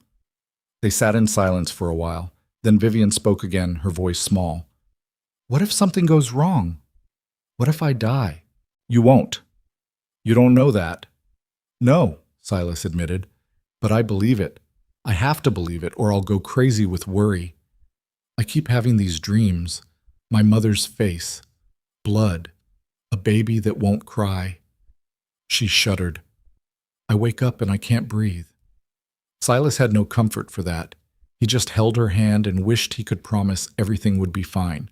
But promises like that were lies, and Vivian had asked for truth. October brought the first real cold, temperatures dropping hard after sunset, frost appearing on the grass in the mornings. The drought hadn't broken, but at least the dust storms had stopped. The cooperative had survived the worst of summer, though barely.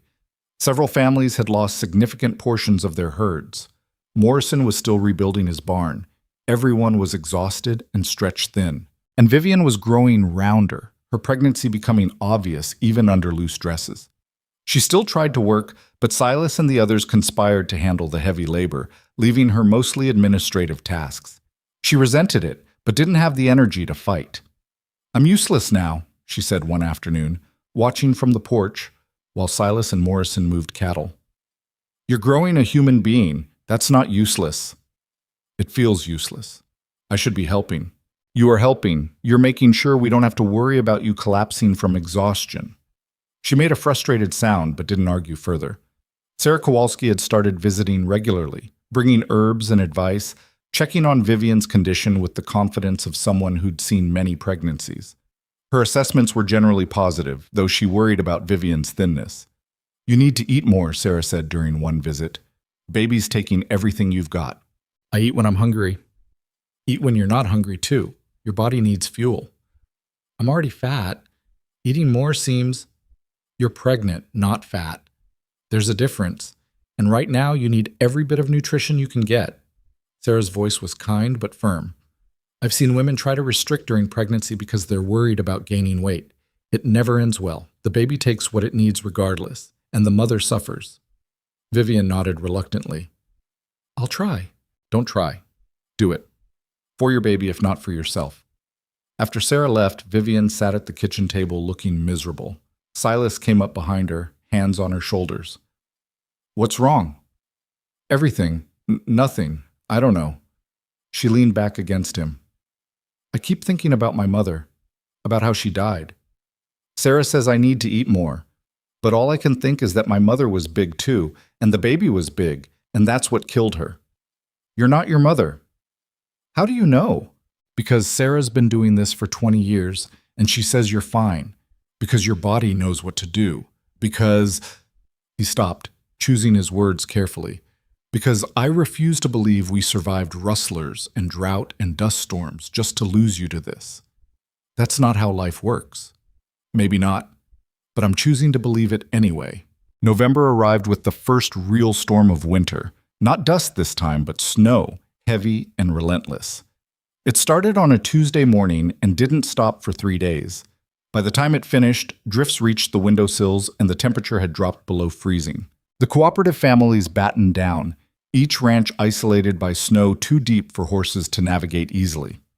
Silas spent hours each day breaking ice in the water troughs, feeding cattle, keeping the fire going. Vivian stayed inside mending clothes and trying not to pace nervously. Stop watching the door, Silas said on the second day. Snow's going to last as long as it lasts. What if someone needs help? Then they'll handle it until the snow stops. That's frontier life. I hate being useless. You're not. Don't. Don't tell me I'm not useless. I know what I am right now. She set down her mending roughly. I'm a pregnant woman who can't help, can't work, can't do anything but sit here getting bigger while everyone else handles everything. You're keeping our baby alive. That's not nothing. It doesn't feel like enough. Silas didn't know what to say to that. He went back outside to check the cattle, giving Vivian space to brood. The snow finally stopped on the fourth day, leaving the world transformed into something white and alien. Silas dug paths to the barn and the well, his muscles screaming. When he came back inside, Vivian had made stew and fresh bread, the first time she'd cooked anything substantial in weeks. Feeling better? He asked. Feeling restless. Cooking helped. She ladled stew into bowls. Sarah says the baby could come any time now. Could be weeks. Could be days. Are you ready? No. Are you? No. They ate in silence, both thinking about what was coming and how unprepared they felt. 2 weeks later, on a clear, cold morning in late November, Vivian's water broke while she was feeding chickens. She came into the house walking carefully, her face pale. Silas? He looked up from where he was cleaning his rifle. Something in her voice made his stomach drop. What's wrong? The baby's coming. For a frozen second, Silas couldn't move. Then training took over. All the preparations he'd made, all the supplies Sarah had insisted they stockpile, all the instructions she'd drilled into him during her visits. How long since? Just now. No contractions yet. Vivian's voice was remarkably steady. Sarah said we'd have time. Hours, maybe more. I'll ride for her. Silas, look outside. He looked. While they'd been inside, clouds had rolled in, dark and heavy, with the promise of more snow. The wind had picked up, making trees bend and creak. It's going to storm, Vivian said. If you leave now, you might not make it back. And if Sarah tries to come here, she'll make it. She has to make it. And if she doesn't, Silas's mind raced. Sarah lived 8 miles away. In good weather, that was an easy ride. In a storm, it could be deadly.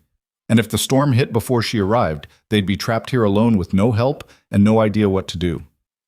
I'll take that chance, he said. No, Vivian's voice was firm. You'll stay here. If I need help and you're gone, I'll be alone. I'd rather have you here. Vivian, I don't know how to deliver a baby. Neither do I. We'll figure it out together. The first contraction hit while they were still arguing. Vivian doubled over, gasping, her hand crushing Silas's. It lasted maybe 30 seconds, and when it passed, she was sweating. Definitely time, she said shakily. Silas got her to bed, built up the fire, boiled water. All the things Sarah had told him to do. Outside, the storm hit like a hammer, snow beginning to fall in thick sheets. Within an hour, visibility had dropped to nothing. No one would be traveling in this. They were on their own. The contractions came slowly at first, spaced far apart, giving Vivian time to rest between them. She handled them with gritted teeth and white-knuckled hands, refusing to cry out, even when Silas could see the pain was overwhelming. You can yell if you need to, he said. Saves energy. Her voice came out strained. Might need it later. Hours passed. The storm outside intensified, wind howling around the cabin, snow piling against the walls. Inside, Vivian labored while Silas tried to help and mostly felt useless. He gave her water when she wanted it, wiped sweat from her face, held her hand through contractions that came harder and faster as time went on. By midnight, she was crying out despite her determination not to. The contractions were coming fast now, barely 2 minutes apart, each one seeming to tear through her. Silas had never felt so helpless in his life. Something's wrong, Vivian gasped during a brief respite. It shouldn't hurt this much. Sarah said labor hurts. Not like this. Not... Another contraction cut her off, and this time she screamed, a sound that made Silas's blood freeze. Tell me what to do, he said desperately. I don't know. I don't know what's wrong. Tears streamed down her face. Silas, I'm scared. I know. I'm scared too, but we're going to get through this. What if we don't? What if I die like my mother? You're not going to die. Promise me something. If it comes down to a choice, the baby or me, you save the baby. No. Silas, no. I'm not promising that. We're saving both of you or neither, and I refuse to consider any other option. Another contraction, longer and harder than the others. Vivian bore down, her whole body straining, and Silas saw blood, too much blood, staining the sheets dark red. Panic clawed at his throat. This wasn't normal, this wasn't right. But there was no help coming, no doctor, no Sarah with her calm competence and 20 years of experience, just him and Vivian and the storm screaming outside. I can feel the baby, Vivian gasped. It's coming. I need to push. Then push. She pushed, her face contorting with effort, and Silas positioned himself where Sarah had told him to be, trying to remember everything she'd said about catching the baby, about cutting the cord, about what to do if things went wrong. Vivian pushed again and again, each effort seeming to take everything she had. The baby's head appeared, dark hair matted with blood and fluid. Silas's hand shook as he supported it. One more, he said. One more big push. Vivian gathered herself, drew a deep breath, and pushed with everything she had left. The baby slid out into Silas's waiting hands, slippery, bloody, impossibly small, and completely silent. Silas stared at the baby in his hands, waiting for it to cry. It didn't. Its skin was blue-gray, its tiny body limp, not breathing. Is it? Vivian tried to sit up. Why isn't it crying? Panic threatened to overwhelm Silas completely. The baby wasn't breathing. His daughter, he could see now it was a girl, wasn't breathing, and he didn't know what to do. Then he remembered something Sarah had mentioned in passing, something about babies who didn't start breathing right away. He turned the baby over, supporting her on his forearm, and rubbed her back firmly. Nothing. He rubbed harder, almost rough, and cleared her mouth with his finger. Still nothing. Please, he heard himself saying. Please, please. He breathed into her tiny mouth, just a puff of air, then rubbed her back again. Once, twice, 3 times. The baby jerked in his hands, coughed, and started to wail. The sound was the most beautiful thing Silas had ever heard. She's alive? Vivian asked, her voice breaking. She's alive. Silas wrapped the baby in a clean cloth and laid her on Vivian's chest. You did it. We did it. Vivian cradled their daughter, crying and laughing at the same time, examining tiny fingers and toes with wonder. The baby had stopped crying and was looking around with dark, unfocused eyes. She's perfect, Vivian whispered. She's beautiful. She's ours. Silas dealt with the afterbirth, changed the sheets as best he could, made sure Vivian was comfortable.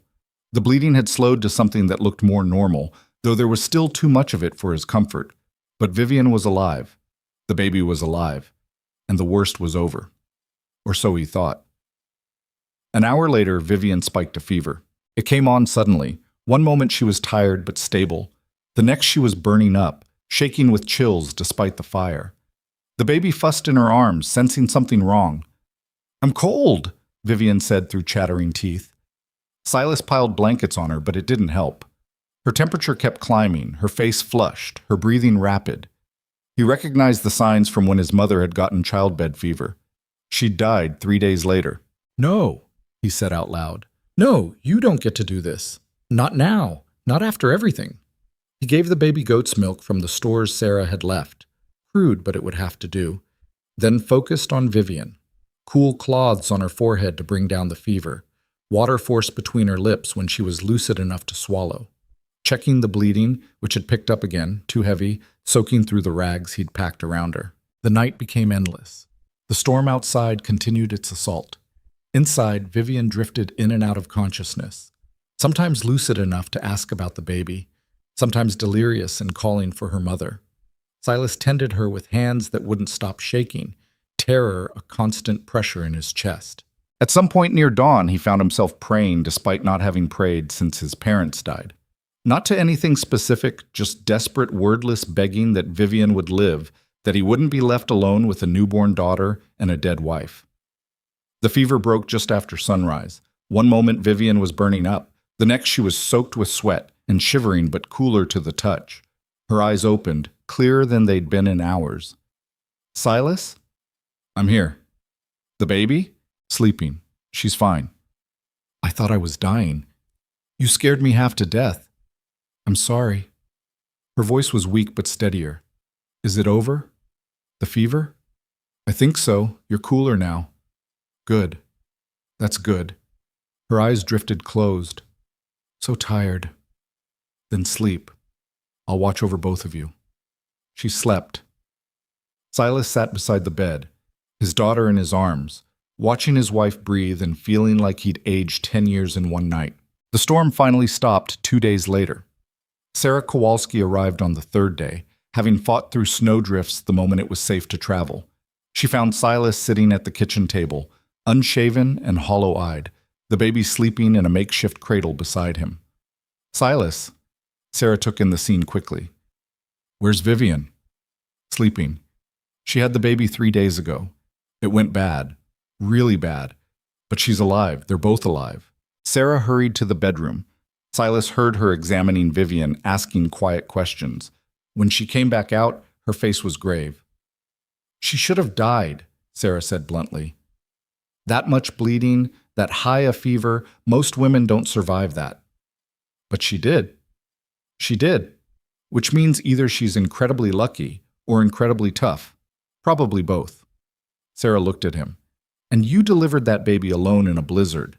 That's not something most men could do. I didn't have a choice. There's always a choice. You could have panicked, could have frozen, could have lost them both. She squeezed his shoulder. But you didn't. You saved them. You should be proud of that.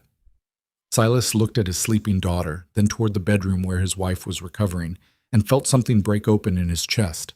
Relief so profound it was almost painful. I just want them to be okay, he said. They will be. Vivian's young and strong. She'll recover. And that baby, Sarah smiled. That baby's got her mother's stubbornness. She'll be fine too. We're calling her Lark. Lark Mercer. I like it. Sarah started bustling around the kitchen. Now you're going to eat something and get some sleep while I tend to them. You look like death. For once, Silas didn't argue. He ate the food Sarah prepared, then collapsed on the porch bench, couldn't make himself go further than that, and fell into dreamless sleep. When he woke hours later, the world was still white with snow, but the sun was shining. Inside, he could hear Vivian's voice, weak but steady, talking to their daughter. Sarah was cleaning, humming to herself. Silas walked to the bedroom doorway. Vivian was propped up on pillows, Lark nursing at her breast, and despite how exhausted and pale she looked, she was smiling. "Hello?" she said when she saw him. "Hello? Come meet your daughter properly." Silas sat on the edge of the bed. Lark had stopped nursing and was making small, snuffling sounds, her eyes closed, tiny fists waving in the air. "She's strong," Vivian said. "Already nursing well. Sarah says that's a good sign. You're strong too. You survived." "We survived." Vivian reached for his hand. "Together, like you promised." Silas held his wife's hand and looked at his daughter and felt the weight of the impossible night they'd endured together. They'd come through it, scarred and exhausted and forever changed, but alive. Outside, the snow had stopped falling. The world was clean and new. And inside this rough cabin on the edge of nowhere, a family was beginning. Spring came late that year, but when it finally arrived, it brought rain, real rain, not the meager drizzles they'd endured through winter, but proper storms that soaked the earth and filled the creek beds and made the prairie turn green again. The drought had broken, and with it, some essential tension that had held Red Hollow in its grip for nearly a year. Vivian recovered slowly from Lark's birth. For weeks, she could barely walk from the bed to the kitchen without exhaustion dragging her down. Sarah visited daily at first, then weekly, checking on both mother and baby, pronouncing them healthy, but warning Vivian not to push herself too fast. "Your body went through war," Sarah said bluntly during one visit. "You need time to heal." "I don't have time," Vivian protested. The cooperative will manage without you for a few more weeks. Morrison's handling the scheduling. Henderson's organizing the spring planting. They're not helpless children, Vivian. They can function without your constant direction." It was the first time anyone had spoken to Vivian that directly, and instead of bristling, she just looked relieved, like she'd been waiting for permission to stop. "I feel useless again," she admitted. "You're feeding a baby. That's not useless." Sarah's tone softened. "I know you're used to doing everything yourself, but motherhood is learning to let other people help. You might want to practice that." After Sarah left, Vivian sat at the kitchen table with Lark asleep in her arms, looking thoughtful. Silas was cleaning dishes, trying not to hover but unable to help himself. Every time Vivian so much as shifted position, he found himself watching to make sure she wasn't in pain. "You're staring," Vivian said without looking up. "Sorry." "Don't be sorry. Just stop treating me like I'm going to shatter." She adjusted Lark in her arms. "I survived childbirth in a blizzard, Silas. I think I can handle washing dishes." "I know. He stopped, not sure how to articulate the fear that had lived in his chest since that terrible night. The memory of her burning with fever, bleeding too much, slipping away from him. "I almost lost you." "But you didn't." "I could have." Vivian looked up at him then, and her expression was complicated. "I know, I was there. I remember thinking I was going to die and leave you alone with her." She looked down at Lark. "But I didn't die. We're both here. And at some point, you're going to have to stop being terrified and start living again." "I'm trying." "Try harder." It should have sounded harsh, but it didn't. It sounded like Vivian, practical and direct and refusing to let fear dictate their future. By April, Vivian was back on her feet properly, though she tired more easily than before and had to stop frequently to feed Lark. The cooperative members came by regularly, ostensibly to check on the baby, but really to see Vivian, to thank her for what she'd done, to tell her the cooperative was still holding together. "We rebuilt Morrison's barn," Henderson reported during one visit. "Bigger than before. Whole community came out to help." "Even Brennan?" Vivian asked. Henderson's face darkened. "No, not Brennan, but that's its own situation." "What does that mean?" "Means his ranch is failing, has been all winter, lost most of his herd to the drought and storms. Pride wouldn't let him join the cooperative, so he suffered alone." Henderson shrugged. "Some folks are starting to feel sorry for him. Others think he got what he deserved." "And what do you think?" Silas asked. "I think pride's expensive, and Brennan paid the full price." After Henderson left, Vivian was quiet for a long time. Finally, she said, "We should help him." Silas stared at her. "Help Brennan? After everything he did? The sabotage, the barn fire? We can't prove he did any of that. Everyone knows he did it." "Knowing and proving are different things." Vivian shifted Lark to her other shoulder, patting her back gently. "And regardless of what he did, letting his family starve doesn't help anyone. It just makes us as cruel as Martha says we are." "Vivian, the man tried to destroy the cooperative and failed. We won. We survived. Now we get to decide what kind of people we want to be. Do we want to be the kind who hold grudges and watch their neighbors suffer, or do we want to be better than that?" Silas didn't have a good answer for that. Part of him wanted to let Brennan fail, wanted to watch him lose everything the way he'd tried to make them lose everything. But another part, the part that had learned from watching Vivian face judgment and cruelty with dignity, knew she was right. "The others won't like it," he said finally. "They don't have to like it. They just have to tolerate it." The cooperative meeting that week was tense. When Vivian proposed extending help to the Brennan Ranch, temporary membership, shared resources until they got back on their feet, the reaction was immediate and hostile. "Absolutely not," Morrison said flatly. "That man burned my barn." "We don't know that for certain," Vivian said. "We know it. He just never got caught." Morrison's face was hard. "I'm not helping someone who tried to destroy me." "Then don't help him. Help his wife. Help his ranch hands who've done nothing wrong except work for the wrong man." Vivian's voice stayed level. "Help his children, who'll suffer if we let pride dictate our choices." "This isn't about pride," Sarah Kowalski said. "It's about justice, about not rewarding bad behavior. I'm not suggesting we reward him. I'm suggesting we don't punish innocent people for his actions." Vivian looked around the room at each skeptical face. "We built this cooperative on the idea that cooperation beats competition, that working together makes us all stronger. If we only cooperate with people we like, people who haven't wronged us, then what are we really building? Just another version of the same exclusive system we've always had." "She's got a point," Henderson said reluctantly. "She's being naive," Morrison countered. "Brennan will take our help and spit in our faces the moment he's back on his feet." "Maybe. Or maybe he'll learn something." Vivian shifted Lark in her arms. The baby had been fussing throughout the meeting, and now she started to cry properly. I'm not asking you to forgive him. I'm asking you to be better than him. To show Red Hollow that this cooperative isn't just about survival, it's about building something decent. Silence fell except for Lark's crying.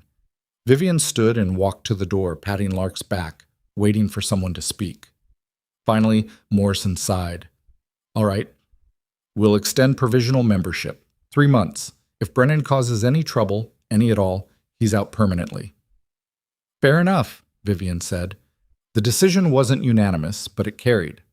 2 days later, Silas and Morrison rode to the Brennan ranch to deliver the offer. They found Thomas Brennan standing in front of his house, staring at empty pastures that should have held cattle. He looked 10 years older than when Silas had last seen him, thinner, grayer, defeated in a way that was almost painful to witness. Brennan? Silas said, dismounting. Brennan turned, his expression wary. Mercer, Morrison, come to gloat? Come to offer help, Morrison said, though his tone suggested he'd rather be doing anything else.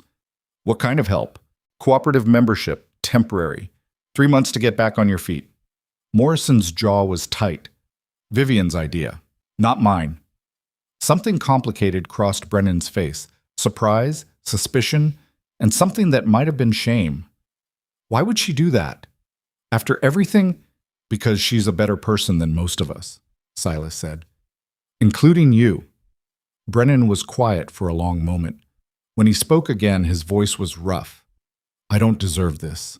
No, Morrison agreed. You don't. But apparently, that's not how this works. If you accept, you follow the rules, you contribute fairly, you work with everyone else, and you never, ever sabotage anyone again. Morrison's eyes were hard. I know what you did to my barn, Brennan. Can't prove it, but I know.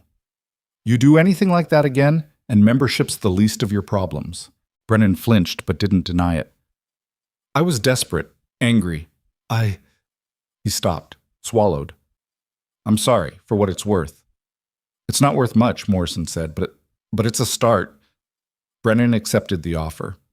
Martha Brennan, when she heard, reportedly threw dishes and screamed that she'd rather starve than accept charity from that fat woman who'd ruined Red Hollow. But Thomas overruled her, and by the end of the week, the Brennan Ranch was incorporated into the cooperative's spring rotation. The arrangement was awkward at first. Brennan worked alongside men he'd wronged, avoided eye contact, spoke only when necessary. But he worked hard, and he followed the rules, and slowly, very slowly, the hostility began to ease. One afternoon in May, Silas found Brennan and Morrison working together to repair a shared fence line. They weren't friendly exactly, but they were talking. About weather, about cattle, about Morrison's new barn. Small talk, but it was something. Progress came in pieces that spring. The cooperative expanded to include 3 more families. The shared resources meant everyone could afford to rebuild, to purchase new stock, to plan for a better year. Morrison's new barn went up in record time with communal effort. Sarah Kowalski's oldest son got married, and the whole cooperative attended the wedding. And slowly, subtly, Red Hollow itself began to change. The town had watched the cooperative succeed when everyone predicted it would fail. They'd watched Vivian organize and lead and hold families together through impossible circumstances. They'd watched her nearly die giving birth and come back stronger. And they'd watched her extend mercy to Thomas Brennan when no one would have blamed her for refusing. People started treating her differently. Not everyone. Martha Brennan still sneered when Vivian came to town. And there were always those who thought a woman in trousers was an abomination. But enough people's attitudes shifted that Vivian could walk down Red Hollow's main street without bracing for constant judgment. It's strange, she told Silas one evening. They were sitting on the porch, watching Lark play in the grass with a wooden toy Morrison had carved for her. Being visible but not constantly criticized. I'd almost gotten used to the hostility. You earned their respect. Did I? Or did I just survive long enough that they got tired of hating me? Does it matter? Vivian considered that. I suppose not, though I'd prefer respect to fatigue. You've got both, probably. Silas watched Lark throw her toy, then crawl after it with determination. She's going to be like you, stubborn and fearless. Heaven help us both then. They sat in comfortable silence as the sun went down. These moments had become precious, quiet evenings with their daughter, the land green and alive again, the constant crisis finally behind them. The real test came in August, when raiders hit the edges of Red Hollow territory. They weren't rustlers this time, but something worse. A band of armed men who'd been pushed west by failing prospects elsewhere, desperate and dangerous. They hit the Patterson Ranch first, stealing cattle and supplies, roughing up the ranch hands who tried to stop them. Word spread quickly, and by the next day, every ranch in the area was on alert.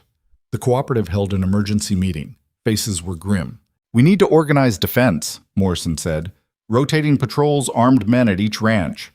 "And women," Vivian added. Morrison looked at her. "Vivian, you've got a baby, and I've got a rifle, same as before." Her voice left no room for argument. "If they come here, I'm not hiding in the house hoping Silas handles it alone." "She's right," Sarah Kowalski said. "Most of us can shoot. We should be part of the defense." The men exchanged uncomfortable glances, but no one argued.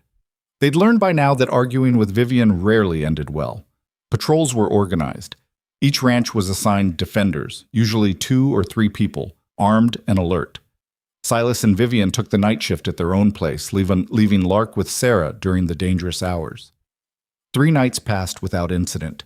On the 4th night, the raiders came. Silas saw them first, 4 riders approaching from the east, moving with the confidence of men who expected easy prey. He touched Vivian's arm, and they both crouched behind the cover they'd prepared, rifles ready. 4 of them, he whispered. Bad odds. We've faced worse. The raiders reached the house and dismounted. One tried the door while the others moved toward the barn, presumably looking for cattle or supplies worth stealing. They were laughing, talking loudly, completely unaware they were being watched. Silas aimed at the ground near the lead raider's feet and fired. The shot cracked across the night. The raiders froze, then scattered, drawing their own weapons. "Next one goes higher," Silas shouted. "Leave now, and no one gets hurt." "There's only 2 of them," one raider called to the others. "We can take 2." Vivian fired, and the man's hat flew off his head exactly like the last time she'd done this. The raiders stared at where the hat had landed 20 feet away. "That was a warning," Vivian said, her voice carrying clearly. "I don't miss twice." For a long moment, nobody moved. Then one of the raiders laughed nervously. "Hell with this! Too much trouble!" They mounted up and rode away quickly, leaving the stolen hat behind. Silas and Vivian stayed in position until they were certain the raiders were gone. Then Silas started laughing, exhausted, relieved laughter that Vivian joined after a moment. "Same move twice," he said. "It worked the first time." "You really can't miss twice?" "I have no idea. But they believed I couldn't, and that's what mattered." Word of the confrontation spread quickly. The raiders left Red Hollow territory after hitting resistance at 2 more ranches, deciding the area wasn't worth the trouble. And once again, Vivian's actions became legend. The woman who'd shot a rustler's hat, and then done the exact same thing to a raider. This time, though, the story was told with admiration instead of mockery. This time, when Vivian walked into Henderson's store, people nodded respectfully. When she spoke at cooperative meetings, people listened without questioning her authority. "You've become what you never wanted to be," Silas observed one afternoon. "A leader." "I know, it's annoying," but Vivian was smiling as she said it. The years that followed weren't easy. Farming and ranching never were, but they were good. The cooperative continued to thrive, expanding to include most of the ranches within 20 miles. The shared resource model proved so successful that other communities started adopting similar systems. Vivian's name became associated with cooperation and practical problem-solving rather than scandal. Lark grew up wild and confident, running across the prairie with Morrison's sons, learning to ride almost before she could walk properly. She had her mother's green eyes and stubborn jaw, her father's quiet determination. By the time she was 5, she could saddle her own horse and help with basic ranch work. "She's fearless," Sarah commented during one visit, watching Lark chase chickens while laughing. "Just like her mother." "I was never fearless," Vivian said. "I was just too stubborn to let fear stop me." "Same thing, from where I'm sitting." Thomas Brennan never became friendly exactly, but he became civil. He worked hard, contributed fairly, and slowly rebuilt his ranch. Martha Brennan remained bitter until the day she left Thomas and moved back east to live with relatives. unable to stomach the humiliation of accepting help from people she considered beneath her. Thomas seemed relieved when she left, though he never said so directly. Morrison became one of Silas and Vivian's closest friends, dropping by regularly to play with Lark and argue politics with Vivian. His respect for her had transformed from grudging to genuine, and he often said that the cooperative was the best decision he'd ever made. Red Hollow itself changed in subtle ways. More women started wearing practical clothing for ranch work. More families began cooperating on major projects. The town became known as a place where newcomers could find help rather than judgment, and the population slowly grew. But the biggest change was in how people talked about Vivian. She was no longer the scandalous mail-order bride or the fat Eastern woman who didn't know her place. She was Mrs. Mercer, the woman who'd built the cooperative, the woman who'd faced down rustlers and raiders, the woman who'd survived impossible childbirth and come back stronger, the woman who'd shown Red Hollow that mercy could be more powerful than revenge. Some people still judged her appearance. Some still thought women shouldn't wear trousers or lead cooperatives or stand guard with rifles. But those voices grew quieter each year, drowned out by the undeniable evidence that Vivian's way worked. 5 years after Vivian had stepped off that train, she and Silas stood on their porch watching sunset paint the prairie gold and red. Lark was inside, supposedly getting ready for bed, but more likely playing with her toys. The ranch had prospered. The cooperative was strong. Life was good in ways neither of them had dared imagine that first awkward day. "Do you ever regret it?" Vivian asked. "Marrying me? Taking a chance on someone so different from what you expected?" Silas pulled her close, his arm around her waist. She'd never lost the weight she'd gained with pregnancy, and he'd never cared. She was solid and strong and real, and she was his. "Never," he said. "Best decision I ever made." "Even with all the trouble I caused?" "Especially with all the trouble you caused." He kissed her temple. "You changed everything, Vivian. This ranch, this community, my whole life. You made it all better." "We made it better," she corrected. "Together." "Together," he agreed. They stood there as stars began to appear, holding each other, listening to the sounds of their daughter playing inside their home. The future stretched ahead of them, uncertain as futures always were, but full of possibility. Vivian had come to Red Hollow expecting rejection and hoping for mere tolerance. Instead, she'd found purpose, built community, and proven that the size of your body mattered far less than the size of your courage. She'd shown a frontier town that strength came in forms they'd never imagined, that leadership wasn't about fitting into expected shapes, but about solving problems no one else could solve. Most importantly, she'd learned that belonging wasn't something you waited for others to grant you. It was something you built with your own hands, one stubborn day at a time, refusing to let other people's limitations become your own. The prairie wind picked up, carrying the scent of rain. Inside, Lark called for her mother. Vivian squeezed Silas's hand once, then went inside to tend to their daughter. Silas stayed on the porch a moment longer, looking out at land that had nearly defeated them but ultimately made them stronger. He'd asked for a quiet wife who could help with chores. The universe had sent him Vivian instead, loud when she needed to be, bold when others were timid, fat in a world that punished women for taking up space, and absolutely perfect in all the ways that actually mattered. Some people spent their whole lives searching for where they belonged. Silas had gotten lucky. His belonging had stepped off a train one dusty afternoon, looked him in the eye without apology, and transformed everything she touched. He couldn't imagine his life any other way. Inside, Vivian was singing a lullaby to Lark, her voice low and off-key, but full of love. Silas listened for a moment, then went inside to join his family. Outside, the prairie settled into darkness. Tomorrow would bring new challenges, new work, new problems to solve. But tonight, they had this. And this was enough.